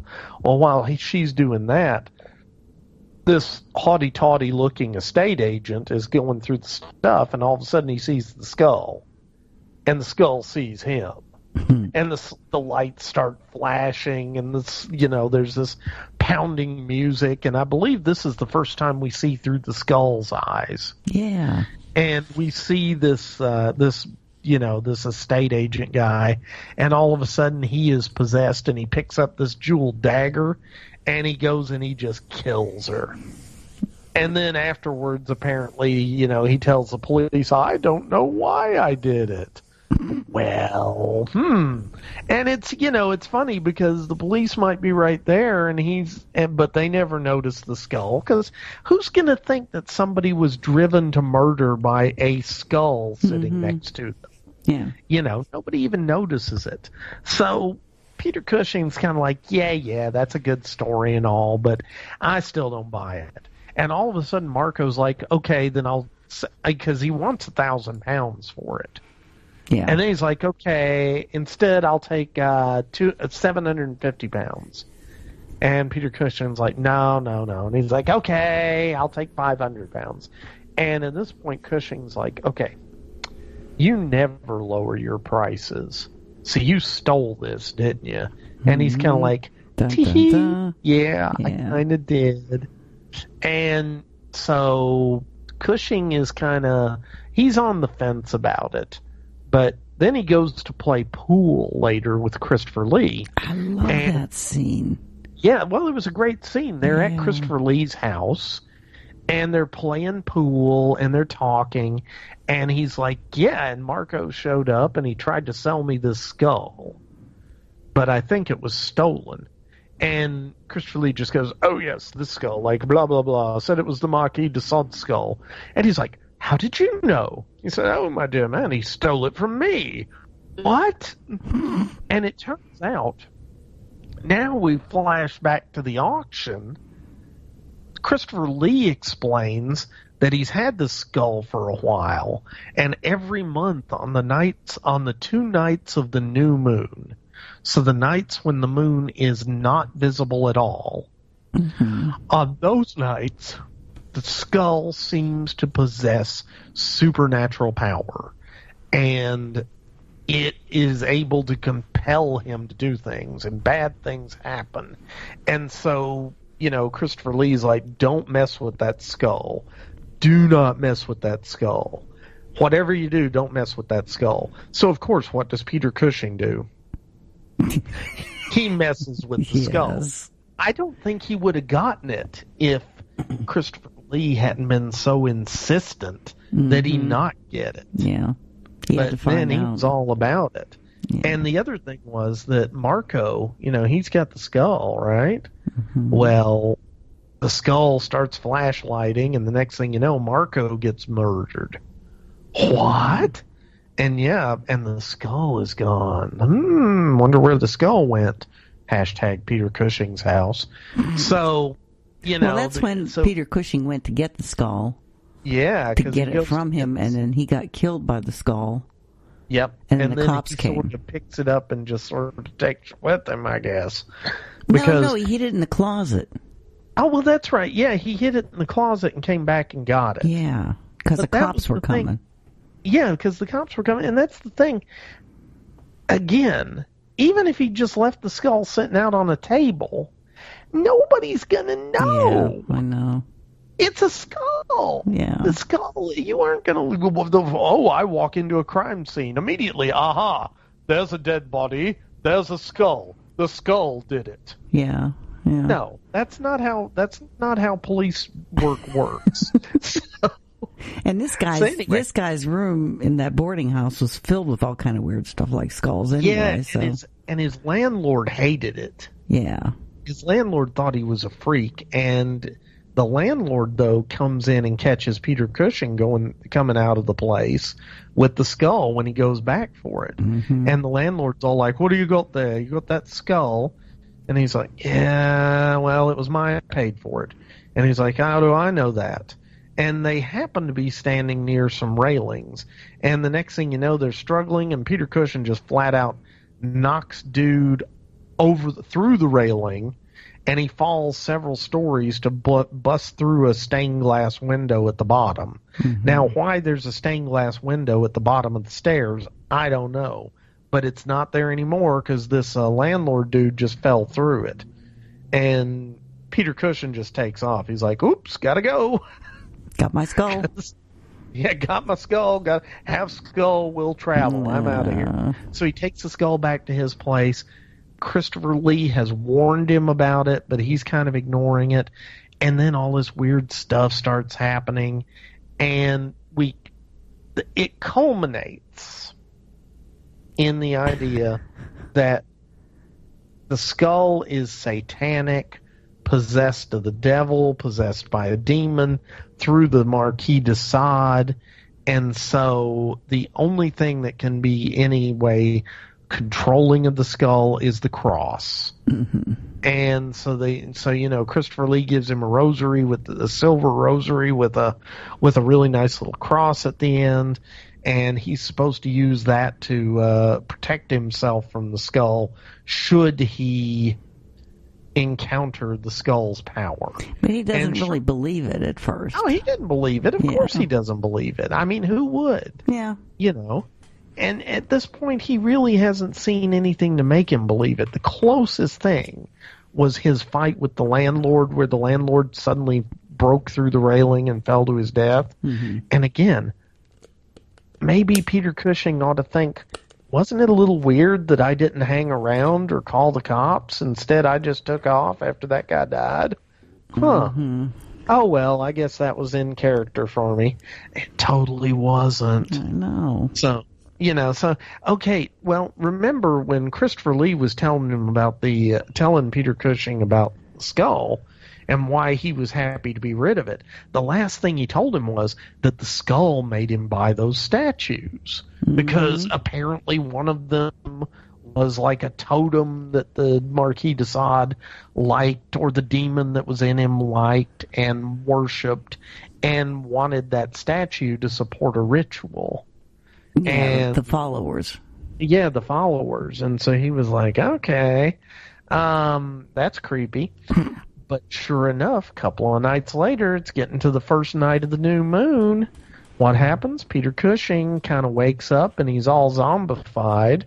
And he goes down the road, puts his overcoat on over his bathrobe. I thought that was funny. Mm-hmm. And goes to Peter Cushing, or to Christopher Lee's place, and totally grabs the statue.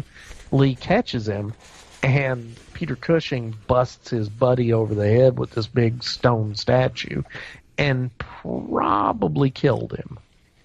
He might have been alive, but either way, he definitely did something that you generally don't do to your buddies. Yeah. Which is, club them over the head with a heavy stone statue. Now, I'm going to take a step back because I skipped over one of the important things, which is that Peter Cushing had this weird-ass dream the night before. And in the weird dream, he gets picked up by the cops for murder. And the landlord, I think, or no, it was the murder of the art dealer Marco. Yeah. And they were like, we're taking you downtown. And instead of taking him downtown, they take him to this house. And there's this judge sitting there in old time judge robes.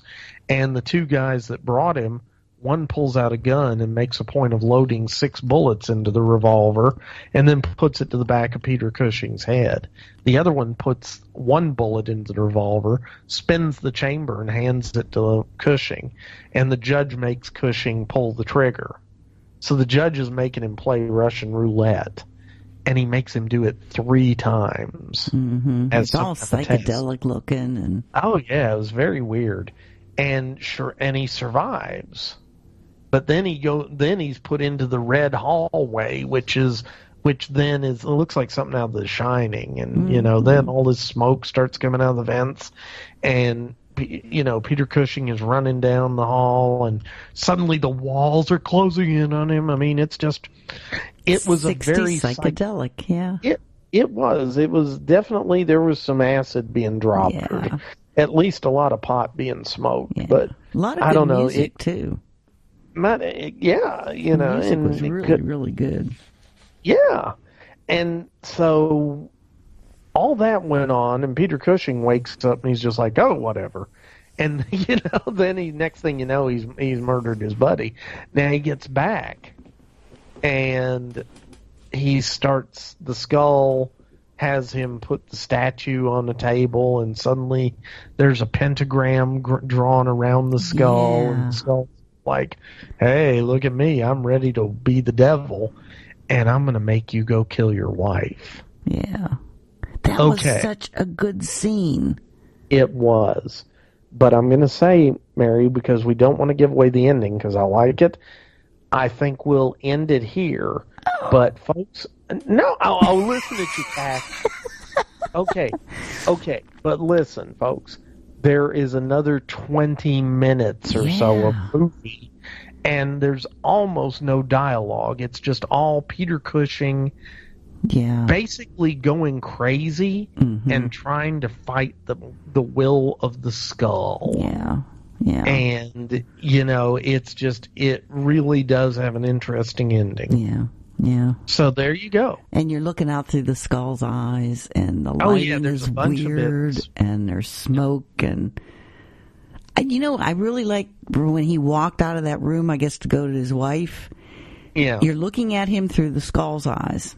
Then he goes out into the hallway, and he starts walking down the hallway, and then they cut to a scene where you can see him walking down the hallway through a mirror, which I thought was a really nice transition.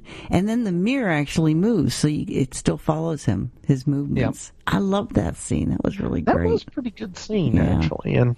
And I'm going to say I learned something from this, by the way.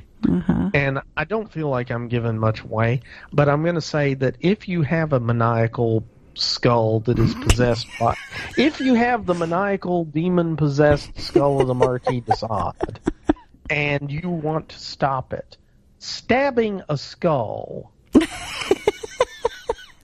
going to say this, stabbing a skull, a hammer is much more your weapon of choice when you're fighting an evil skull. Yeah.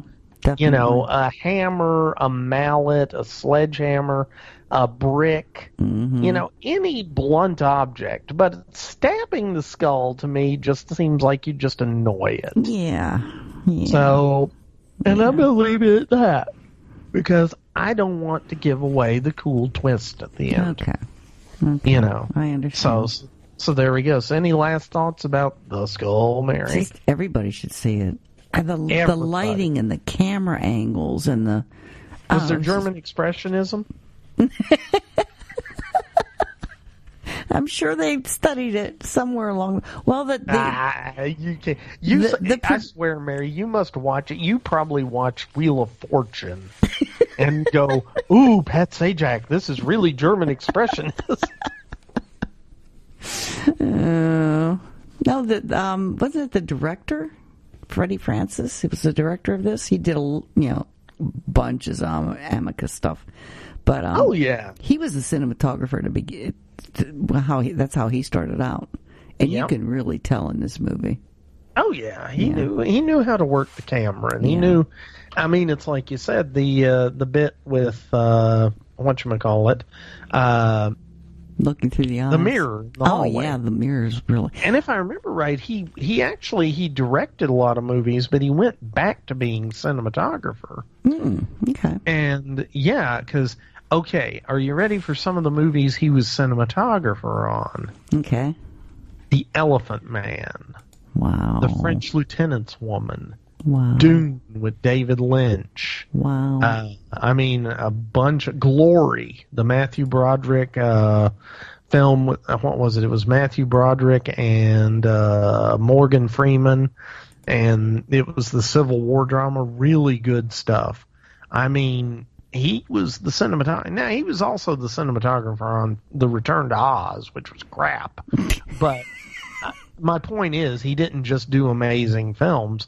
But still, he took, I want to say it was about 20 years off, because The Innocents in 1961, and then he jumps to 1980. Yeah.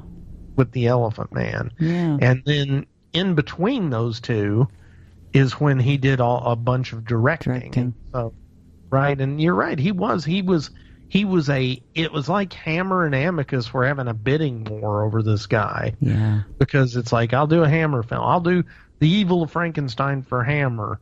And then I'm going to do Dr. Terror's House of Horrors for Amicus. Mm-hmm. Then I'll do Skull for Amicus. I'll do Hysteria for Hammer. Then I'll do The Deadly Bees for Amicus. But then I'll do Dracula's Risen from the Grave, for Hammer. And just back and forth. Yeah. And, he kind of took off from directing when he went back into cinematography. I think he only did 2 more films as a director in the 80s. Yeah. But what an interesting career. I know. I'm glad he went back to cinematography because it's wonderful. I am too, and he worked with he worked with Peter Ustinov, he worked with David Lynch. Mm-hmm. I mean, as cinematographer, he worked with some really interesting filmmakers. Yeah. And I mean, again, he did a lot of films for Hammer and a lot more films for Amicus. Mm-hmm. Yeah. And that was most of his directorial work, was those 2 studios. Mm-hmm. So, and the producer's Milton Subotsky. Subotsky? Subotsky, Subotsky. Wasn't he one of the owners of Amicus, Subotsky? Or do I have that wrong? You're making me try to remember stuff, Mary. I know. That's just rude. Okay. He joined Max Rosenberg, and they are the ones that formed Amicus. Yeah. Yeah, and he's the producer. Ian Rosenberg formed it. Yeah, and he is the one to produce this, and I think he also did the screenplay.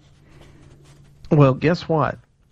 Amicus means friendship in Latin. Oh, I guess they were friends. He and Max Rosenberg were buddies, and so that's why they called it Amicus Studios. Okay. Because they were buddies, and they started a film studio together. That makes sense. Yeah. Yeah, and then Arkoff helped him, and Nicholson. AIP. Yep. Wasn't that AIP? Yep. Yeah. And that's the thing. AIP, American International, was also really good at partnering with foreign film companies to bring stuff over. Okay. I mean, they weren't quite as good as the guy. My favorite guy who liked to bring in foreign films was Sandy Frank, who would just buy everything he could get his little hands on in a foreign language, dub it badly, and then release it for kids to watch. So, I can't tell you how many weird Japanese movies he did, like, Mighty Jack and Time of the Apes and a bunch of films like that. But anyway, I went down another side street. Mm-hmm. Sorry, Mary. That's okay. It's quite all right. John Wilcox was a cinematographer on this. Which must have been interesting, being the cinematographer on a film directed by a cinematographer. I know. Yeah. They must have gotten along. I liked that one scene where who was walking down the steps? Must have been Peter Cushing's walking down steps, and there's light from a stained glass window that comes down with him, and it was so pretty. I thought, boy, that's a nice shot. Because they didn't need to do that. But, too, if this was one of their first color films, they would do that because they would want to show the colors in the stained glass. Well, I think they were trying to really show off that they could do a period piece and kind of a gothic piece to rival Hammer, because Hammer was kind of all about that stuff, right? True. Yeah. So, Amicus was up in Hammer's business with this one. And they did a good job. I would give Skull. I would put the Skull up against a Hammer film of equal value. Oh, yeah. It was really hard to find this for a long time. It finally just came out again. Yeah. Well, I'm glad it did. Yep, I am too. I think it's a masterpiece of Amicus. It was definitely ahead above. Yes, it was ahead of its time. Yeah.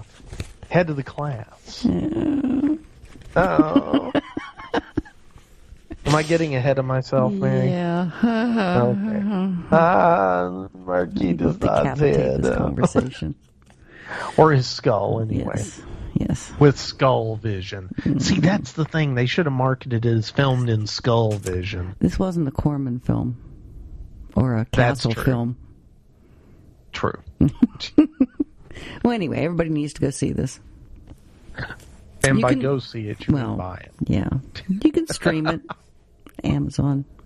That's true. Sounds like it was good. It was a good copy on Amazon. It was a solid copy, and it's on Prime, so if you're a Prime subscriber, it won't cost you anything to watch it. Oh, okay. Cool. So there you go. Yeah. Okay. All right. Now, we're going to take a second to address the elephant in the room, which is the Xanadu cast. And now, don't groan. Don't groan. You promised me you'd keep an open mind when we watch. Yes, I will. Well, see, I think that the skull is stopping us from doing Xanadu. It's because things keep happening. They're stopping us from doing Xanadu. There are, and I did want to tell folks, because we did have a number of people send in feedback specifically for the Xanadu cast. Yeah. We did receive it, and we are going to hold it till we do the Xanadu cast. Mm-hmm. And I'm working on a special guest, not as special as some people might think when I say something like that, but an interesting guest to talk about the film with us. So I'm going to go ahead and say it's not anybody who was in the film. It's not Michael Beck or something like that. Although I have sent Michael Beck a friend request on Facebook to see if he'd like to come on and talk about this, the movie that he himself described as ending his career. So I'm sure he'd love to talk about it. Wow. But anyway, it's not that. But we are going to do the Xanadu cast. It has been postponed for a couple of weeks. So we will probably do one or two more casts before we get to it. Yes. But shh, open mind, Mary. Open mind. Yes, Nick. Okay, Mary, here's the thing, and I'm going to talk about this ad nauseum during Xanadu. Xanadu is not a good movie, Mary. I'm not trying to make you watch it and say, look at this being a good movie. I want you to watch it and just enjoy the beauty and the spectacle. Okay, just watch it and enjoy. You love pretty colors and bright lights. But Xanadu I don't like musicals. But I do like... I do like music in that one. Yes, it's electric light orchestra music. Really it's like so ELO. good. ELO's wonderful. Okay, the soundtrack is awesome. ELO, come on. Yeah, you're right. So my problem is the big hair and the 70s, leg warmer kind of thing. I know, but Mary, it'll be okay. Okay, I'll just take a and nausea remember, pill this before. was 1980. I know. It was disco was already dying. Taking its last breath. That's true. And so just I want you to watch the film and understand that it is just a very, very pretty. Make Nick happy. Okay. Happy birthday, Nick. It takes me to my happy place to watch Xanadu. Okay. So we've gone way down a rabbit hole on Xanadu here, simply to say we got your feedback, and thank you, listeners, by the way. I'm very pleased about that, and I apologize that we didn't do it when we promised we would. I was super stoked about it, but... unforeseen events, possibly the interference of the Marquis de Sade's missing skull, did forestall the episode, but they have not canceled the episode. That's true. So we will be doing it, and we will play all of your feedback that was geared specifically towards the Xanadu episode, I promise. Yay! Okay. So all that long PSA out of the way. Yes. We got any feedback? Yes. That we can play? Yes, we do. Okay. Well, what we got? Something from Steve Rowe says, guests. I'm sorry it's taken me so long to send this to you. I have my B Movie Cast t-shirt and my colorful koozie collection. Thank you so much for these gifts. I treasure them. Did I miss Xanadu? I'm still waiting for it. Oh. He's down there in Texas with you, isn't he? Yeah. Yeah. I did not ask him to send that, though. Aw. Well, that's sweet. So, Steve is a legit fan, and I appreciate that a lot. Thank you, Steve. Yeah. And he has voted for us for the Rondos. That's right. We're supposed to be pushing that, too. Vote for us for the Rondos, number 19. Yes, vote for us, number 19. Category number 19.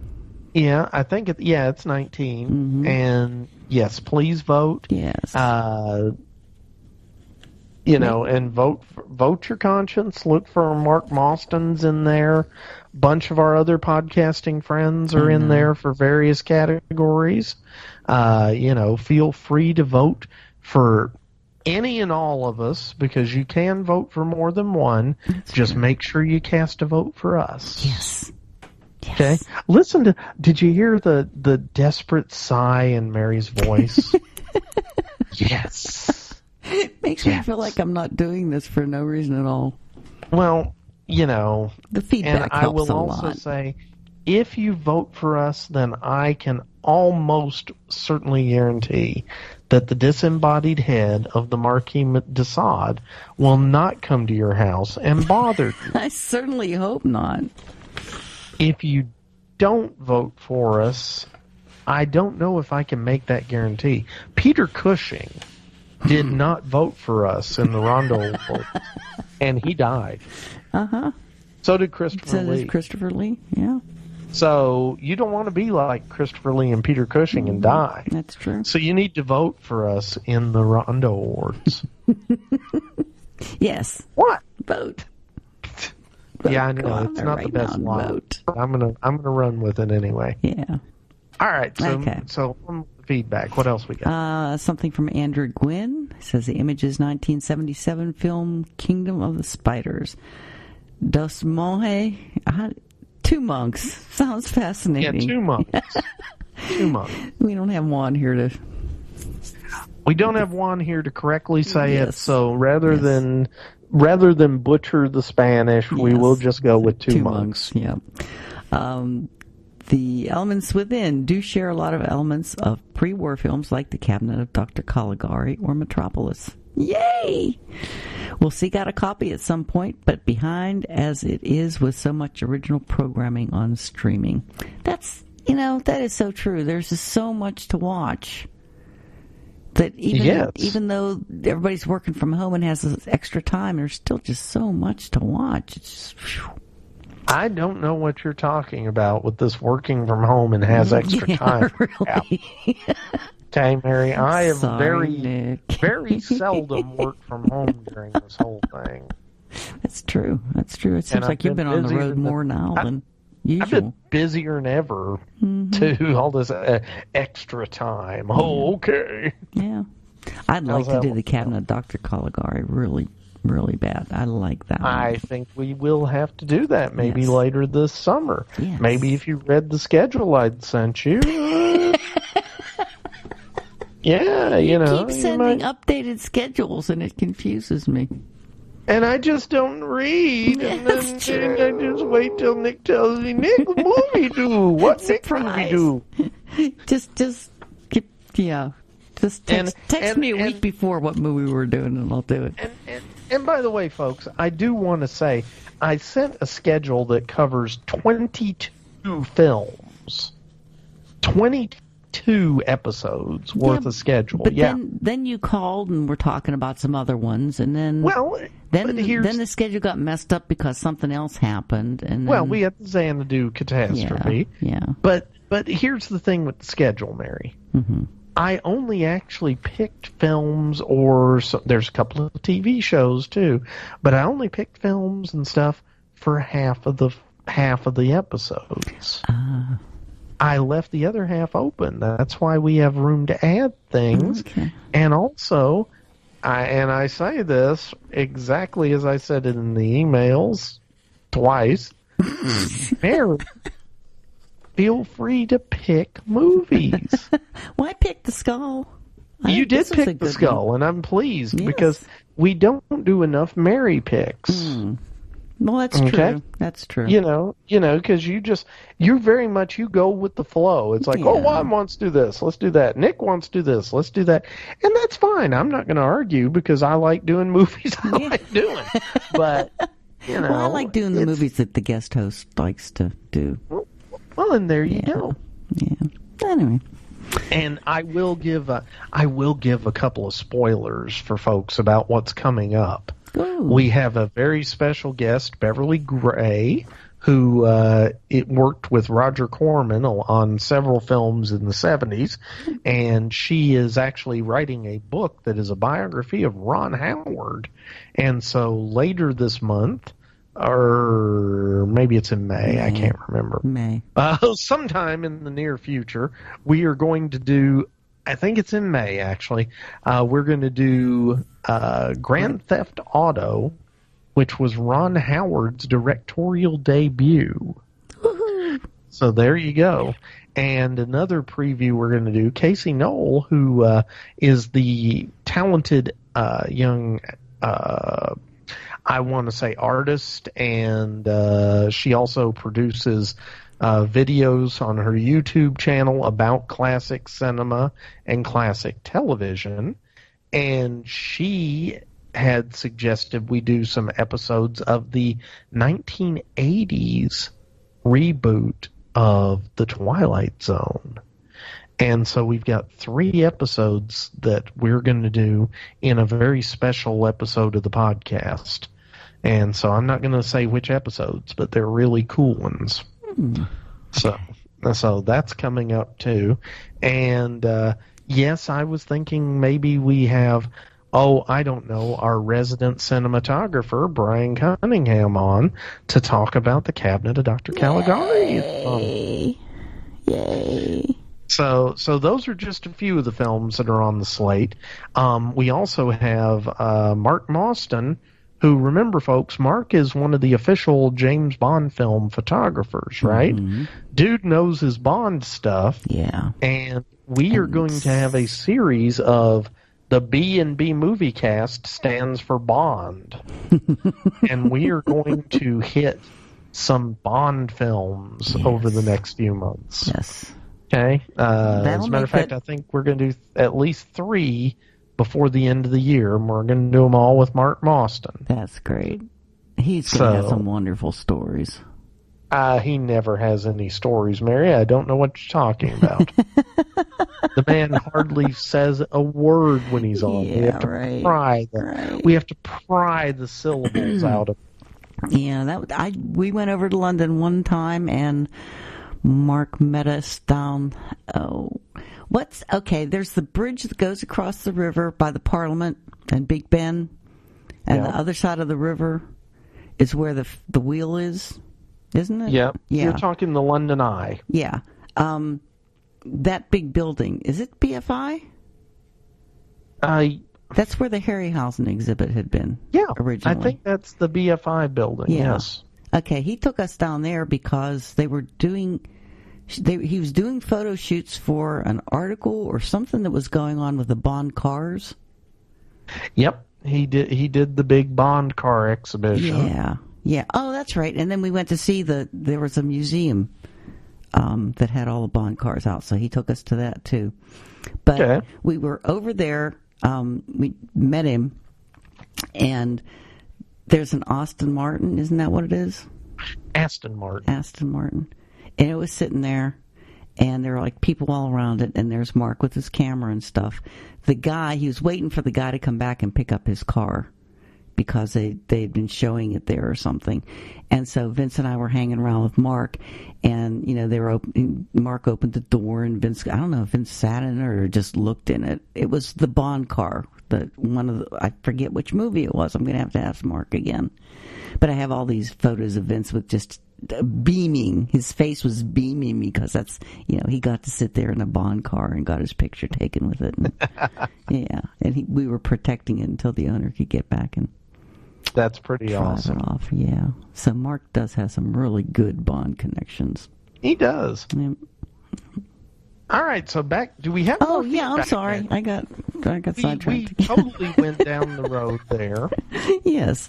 Okay, this next one's from Stephen Turek. It says, "Hi, Mary, Nick, and whoever is co-hosting. The answer is Kingdom of the Spiders from 1977, starring the one and only William Shatner. Also, Woody Strode in a great part. Yep. I hope that Mary had fun watching Xanadu." How can you not like the scene of Gene Kelly on roller skates? Is he really on roller skates? Yes, he's on roller skates at one point, Mary. He had to be like 80 years old. He wasn't 80 years old, Mary. And I'm not going to talk anymore about Xanadu because we have a Xanadu cast coming up. Okay. We will save all of this for the Xanadu cast.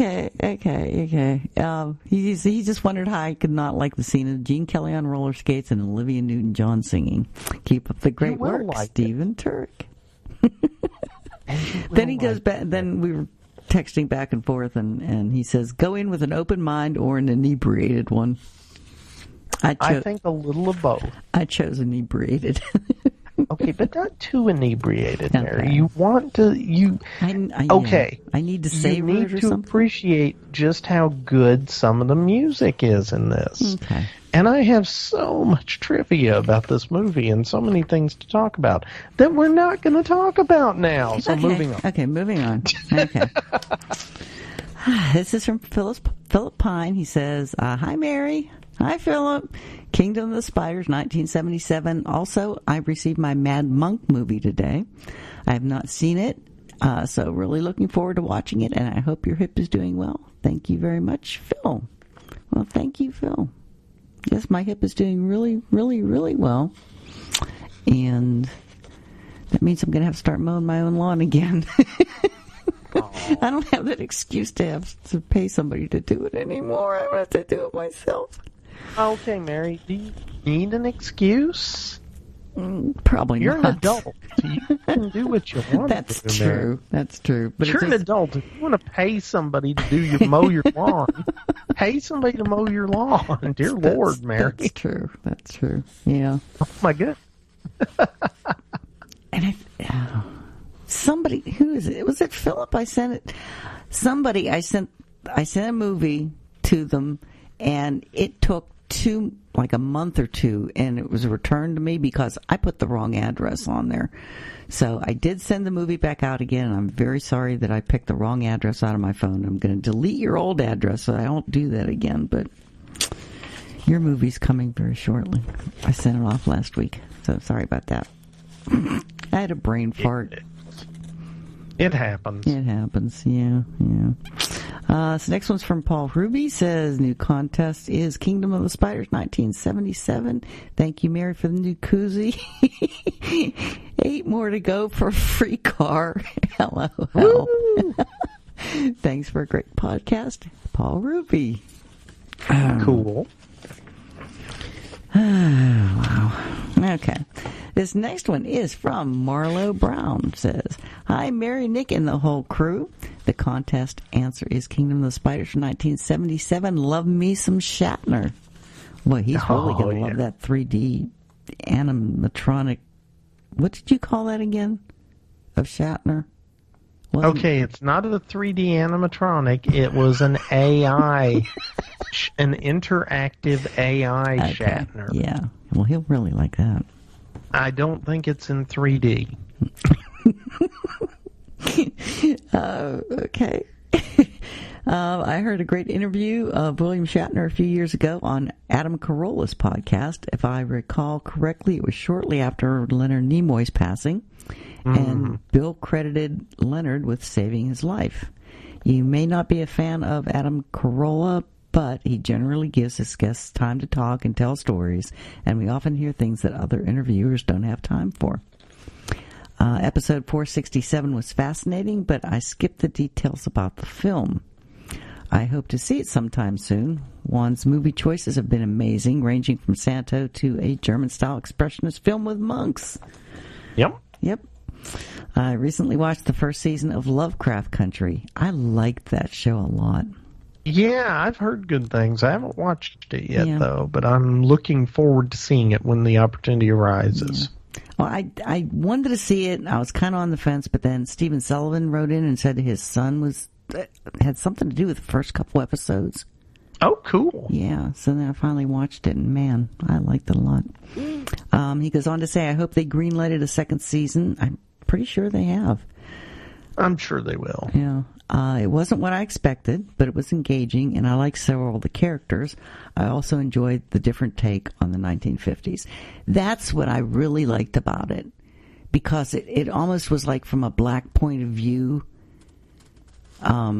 seeing the world through racist eyes, you know, not being able to go out, not going to towns, you know, the certain towns that had basically seeing the world through the eyes of somebody who's experiencing extreme racism. Yeah. So I really, really liked that part. Okay, finally, I just found out about the 1919 French film J'accuse. J'accuse. J'accuse. Silent and black and white, of course. It may well be the OG of zombie flicks. I really want to see that now. I kind of want to see it too. Yeah, it's long out of copyright, so it is on YouTube. I've watched some, and it's a beautiful film, but it's nearly 3 hours in length. Whew. There are many versions, however, with different runtimes. I'm not sure which version is on YouTube. I'm not so sure I want to see it so much if it's 3 hours long, but that's just lazy old me, so, you know. You know, I was reading something that it's like, I don't want to sit down and watch a movie because that's going to be 2 hours of my life. But I will sit down and binge watch stuff I have on my DVR, and that could be like 3 hours. But for some reason, it's this mental block of sitting down and saying, I've got to watch this for 2 hours. It's weird. Sitting down for 3 hours. I have no response to that, Mary. I know. It's my mental quirks. Sorry. Quirky. He goes on to say, I hope all of you are well. I always look forward to the next B-movie, next episode. B-movies are much better than most of what Hollywood is cranking out these days. I'd agree. Yep. Although the new film Nobody with Bob Odenkirk looks like it might be fun. I've heard about that, and I concur. I've heard it's a different take on the John Wick idea. Oh. So I'm looking forward to seeing it. That does sound interesting. Yeah, see? Okay. And it's a musical. No, I mean all for now. Bye, Mary. Bye, Marlo, from the feral hog-infested borderlands of Texas. You'd think the chupacabras would eat the hogs. Down here with me. What? Yep, he is. And this last one is from J.M. Casey, and we have a 25-minute voicemail from him. Okay, well, let's play it. Okay, here is J.M. Casey. He says, hey, Mary, Nick, and Juan, and anyone else hanging out in the clubhouse. Just decided to come out of my slovenly slumber after the Rasputin episode and leave some rambling thoughts. There's a bit of a song at the beginning, a rock and roll cover of the Boney M tune. You know that one. Cheers and keep it going. You guys are great, and I always look forward to new episodes now, even if I have to save them up as I continue to work through the over 400 episodes from years past. Well, thank you, and here's the voicemail.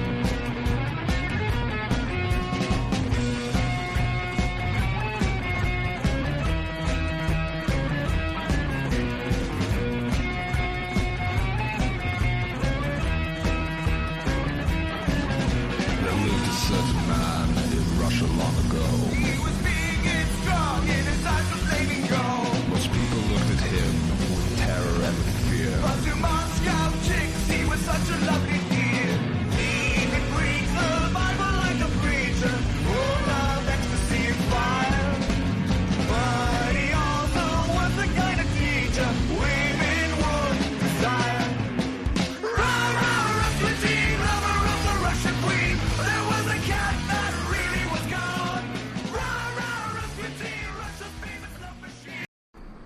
Hello, B Movie Cast.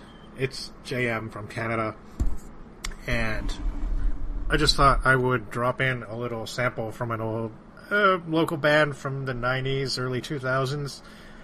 I went to see them a bunch of times when I first really started going to shows, and they're called Churt, and that is the Russian word for devil.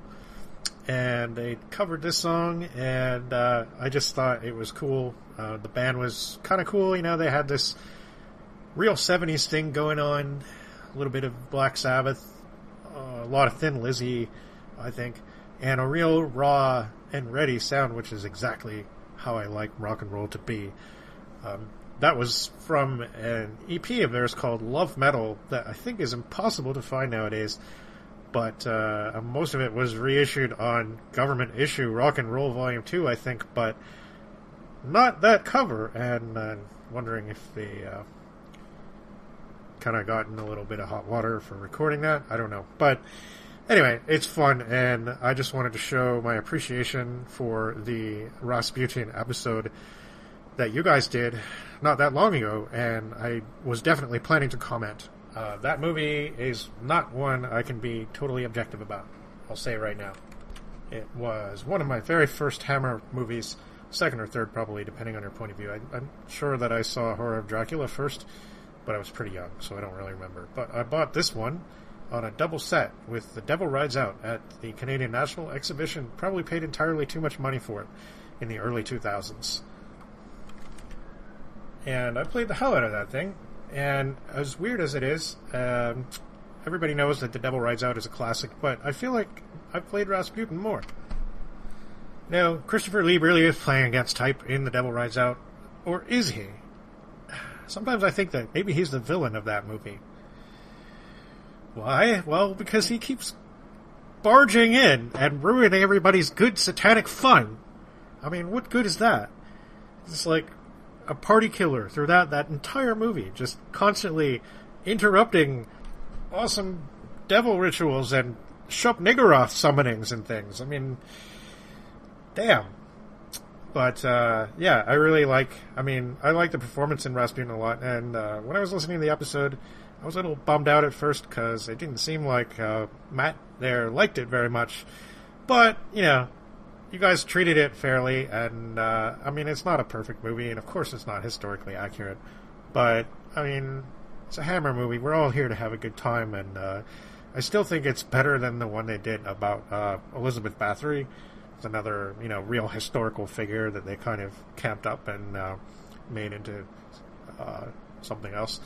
And, I don't know, I mean, I love this movie, and it's so good to me that back in 2005 or so, when my band, my ex-band, recorded our first or second release, we just had to sample that scene where Rasputin is being hauled over the coals by his clerical superiors, and Nick talked about how cool that scene was and how Rasputin was like, "My sins are real sins, none of your foolish pettinesses." And, but we sampled the part where, you know, the other guy goes, "God would never bless someone so steeped in sin. It must come from," and then Christopher Lee goes, "The devil? Who knows?" And then, yeah, it's so good. And, we sampled that part and then threw in a huge drum solo, so that's how appropriate that was. And, please don't tell the Christopher Lee estate. The band is broken up now, and our multi-million-dollar royalties are all going to paying off the record company. No, I'm just kidding. We didn't get any royalties. We don't have a record company. We just did our own thing. And, yeah. So,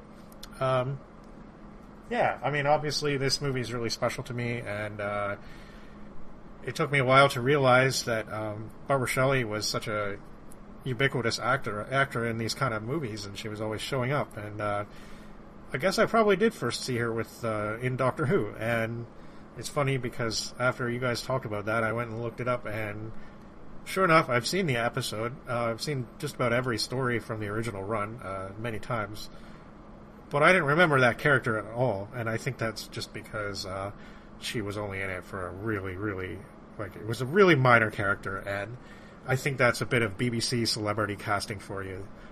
They get somebody who's sort of more well-known, and they get her to sort of just play a bit part, so they don't have to pay her very much, but, like, there she is. And, but rest in peace. You guys talked about a lot of other cool movies during that podcast. There was Village of the Damned, which she was also in. That would definitely be a cool one for you guys to do. Not something from her, but Children Shouldn't Play with Dead Things. I love that movie. That's such a fun movie. But I wanted to say that I've been enjoying the episodes that you've been doing with Matt there. As you know, or as you may remember, I just discovered the podcast during the summertime and wasn't listening to the episodes in order, that's for sure. Just kind of checking out the ones that were for movies that I knew and stuff, and just almost random order. So every now and then I come at you with a comment from something that was 10 years old, and everybody just sort of scratches their head and goes, "What?" But no, seriously, I listened to the Solaris one, which was, I think, an oldie, but I also listened to the Vey one and the Irony of Fate, and that got me thinking. Okay, so I'm not really big into romantic comedies, and I'd never heard of this movie, but there's this one movie, and it's a Serbian film. No, not a Serbian film. I don't think you should do that one.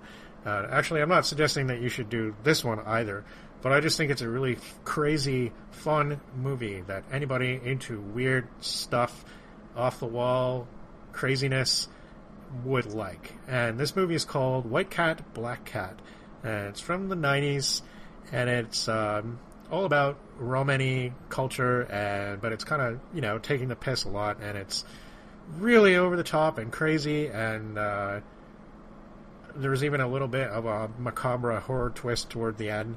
And if you're looking for a fun time and a very unusual romantic comedy that is has the craziness dialed up to 11, check out this movie, White Cat, Black Cat. Not saying you guys should do it on the podcast, because I'm sure you have about 1 million years worth of movies planned at this point. And I know Xanadu is somewhere at the top of that list. Right? But it would be, it would just be a fun movie for all freaks who like weird cult shit to check out. So, yeah. And I just sort of got reminded of that because, I'm not that versed in Eastern European movies, but the ones that I have seen have been pretty entertaining for the most part. I'm familiar with the Tarkovsky ones. I did see Zerkalo, Mirror, whatever it's called, and don't know, we'll have to watch it again sometime. Not sure I really understood where he was going with that. I guess I just liked the science fiction once more. But I'll get to that, some of his other stuff one day. Going back to genre TV and Doctor Who for a second, during the Angels Brigade episode, Shine, Shine, Shine episode, you guys talked about, for some reason it was the day to discuss Doctor Who, and it just kept coming up.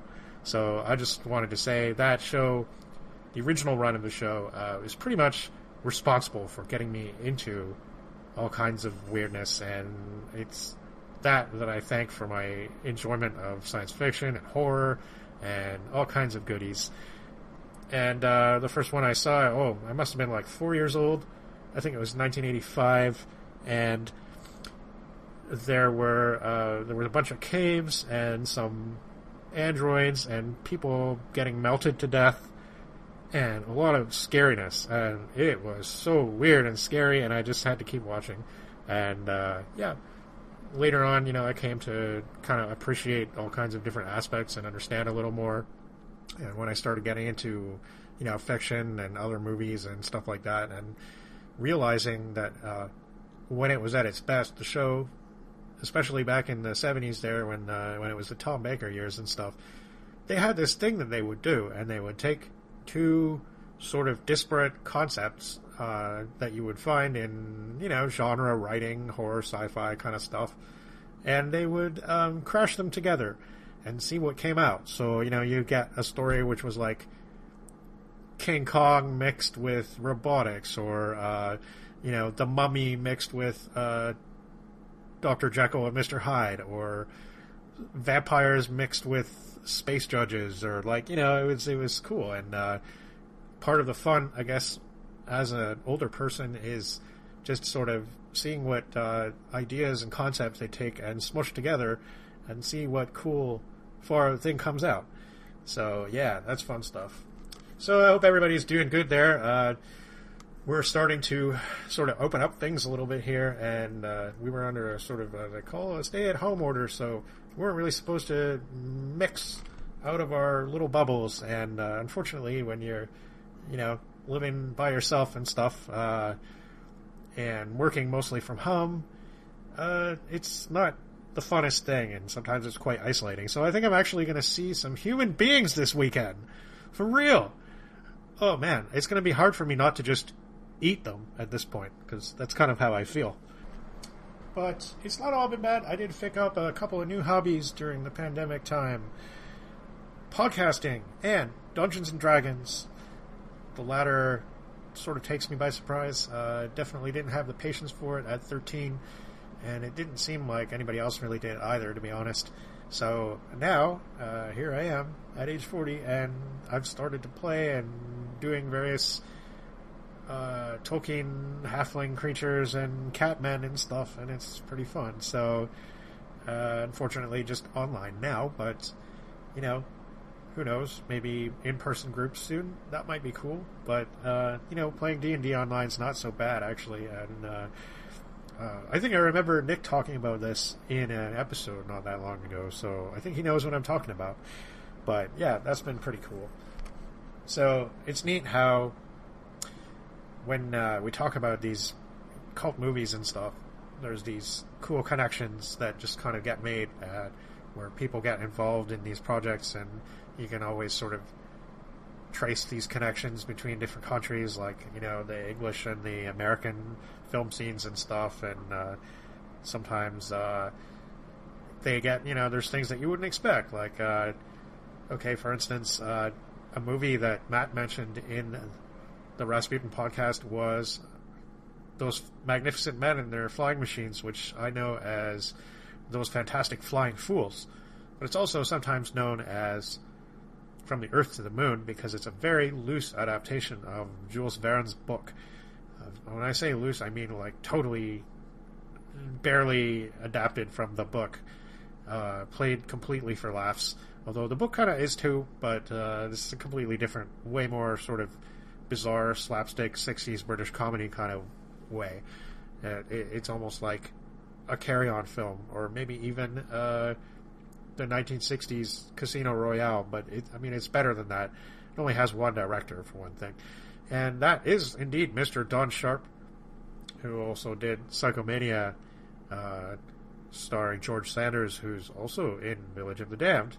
And George Sanders also is in the American 1958, I think, version of From the Earth to the Moon, which I can't recommend, sadly. I didn't really like it. And actually, I'm sad to say this because I really like the actor, but George's character in that movie was really annoying.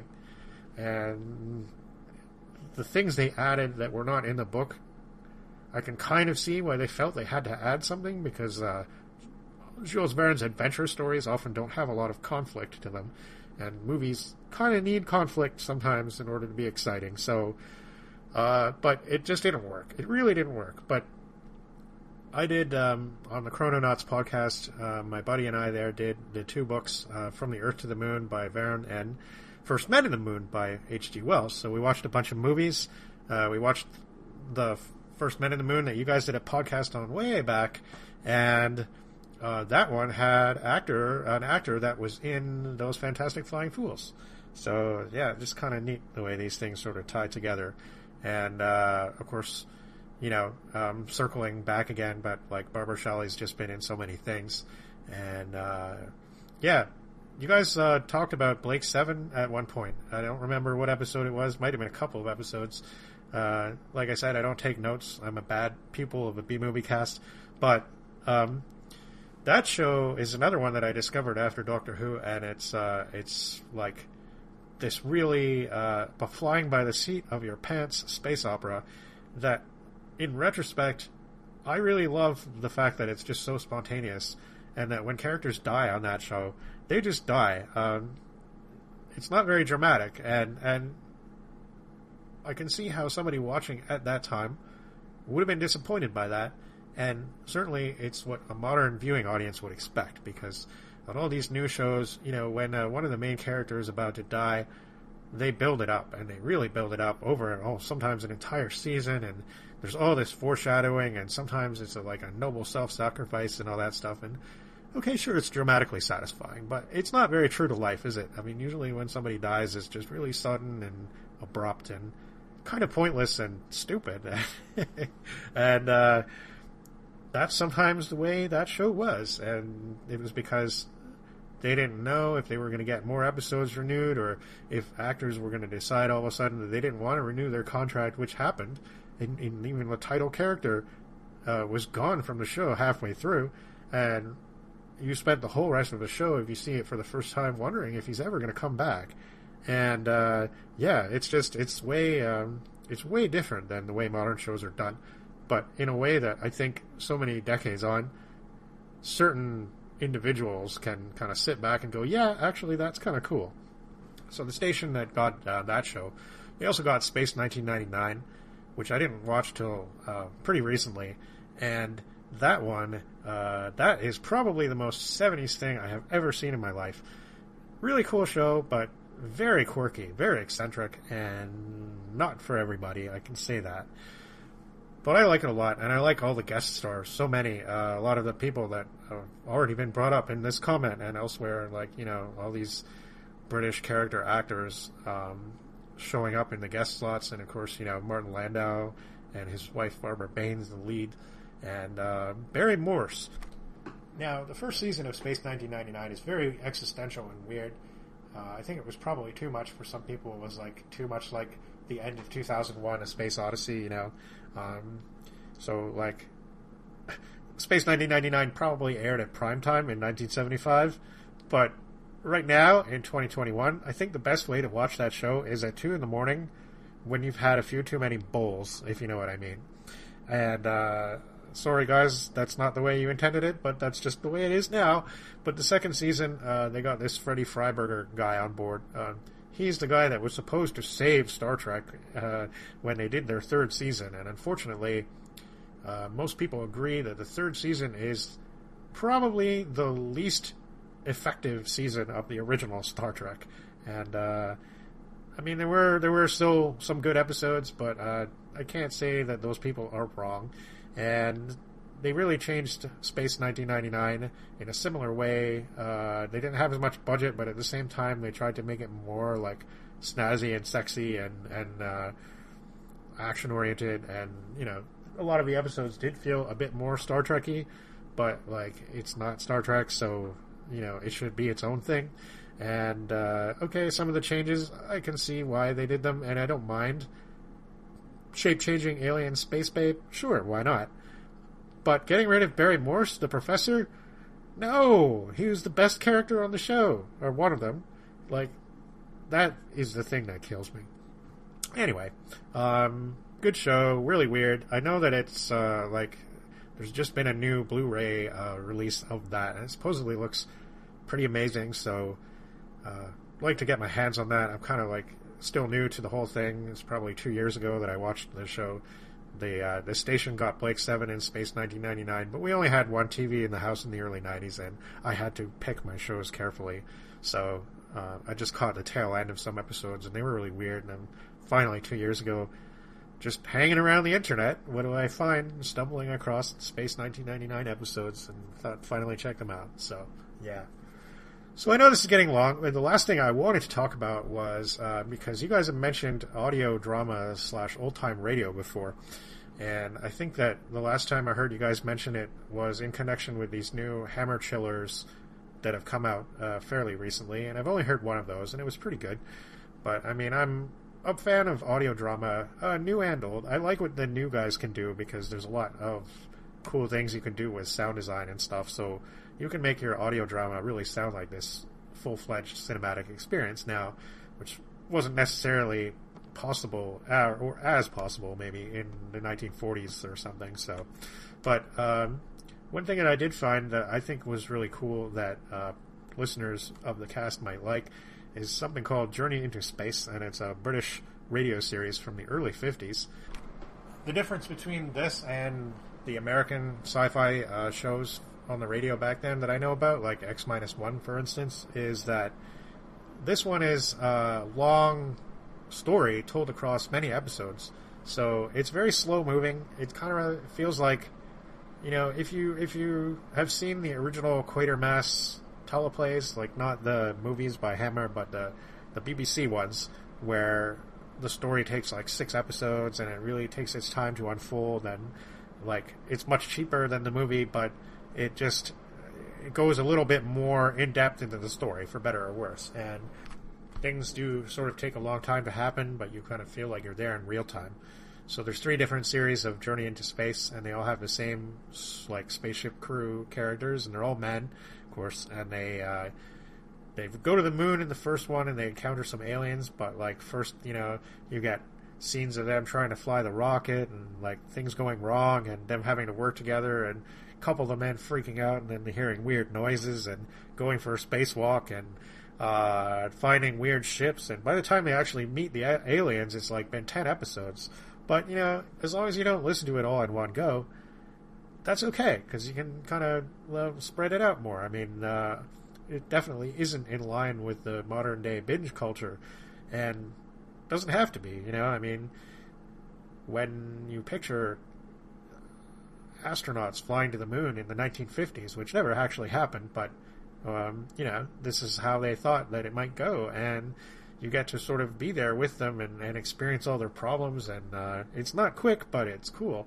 Then the second one, they go to Mars, and they find some really hostile aliens there, and then the third one, which I haven't listened to yet, there's a Martian invasion of Earth or something like that, and again, it's all the characters having to, you know, deal with each other, and you get kind of to enjoy their interactions, and it's a little silly sometimes in the delivery, but really fun and cool. So I think it's available for free on some old-time radio sites, so people who might want to sort of check that kind of stuff out, if you like old Quatermass and I don't know, like the Abominable Snowman, that kind of stuff, check that out. Okay, I think that's about all I've got for now. Until next time. So, hope you all are doing well and enjoying the newfound spring weather. And remember, never, ever laugh while a crazy, drunk Russian monk is dancing. Oh, wow. Thanks, JM. I really appreciate that voicemail. Yeah, really. Wow. Covered a lot of stuff. But I think on that note, we ought to end the podcast. Well, I was going to say that was practically a podcast unto itself. I know. But that's okay. Thanks for joining us this week, and we are sorry we didn't have Juan on. I know. He was supposed to be with us, but a power outage in the creepy swamps and a need for us to get some content out because we had... This is the third time we've tried to cut an episode and not cut an episode. No. So, you know, we decided to go ahead and do it. So just went ahead and pulled the trigger. Yeah, so you had to put up with just me and Nick. Sorry about that, guys. I will say that Juan is sending us a Santo movie and another film, and the Santo movie has Santo fighting the evilest monster of them all. Nazis. Yeah. So I'm looking forward to this one because I loves me some Santo smacking down on Nazis. Then again, good. I just like anybody smacking down on Nazis because I just don't like Nazis. Except when they're being smacked down on. Yes. So anyway. All right. Okay. Well, thanks, thank Mary. You. Yeah. And go get some sleep because you have an early flight in the morning. I do. I've got to be at the airport. I've got to get up at 3:30 tomorrow morning so I can get to the airport. Oh, so, yuck. It's going to be a long one. Well, good night. Night. And bye-bye. Bye-bye. Adios, Mafia. Well, they've gone. For good, John? No, just for now. It wasn't the right time for us to meet. But there'll be other nights, other stars for us to watch. I'll be back.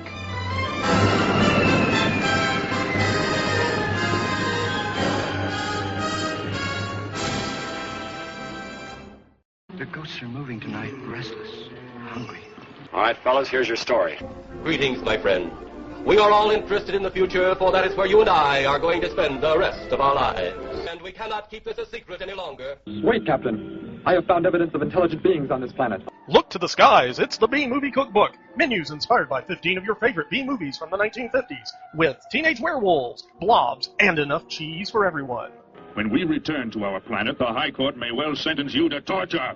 But until then, we've got Ed Wood and Vincent Price. There'll be food and drink and ghosts, and perhaps even a few murders. You're all invited. So impress your friends with dinner and a movie with the B-Movie Cookbook. We've got you covered. Get your copy today at bmoviecookbook.com. That's bmoviecookbook.com. Let me see that book. I am interested to see what sways your mind so heavily. Sure thing, just visit bmoviecookbook.com. Anybody around here want some coffee?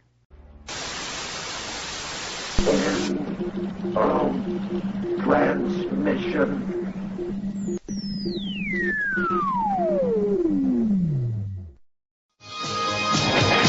The good guys always win, even in the 80s.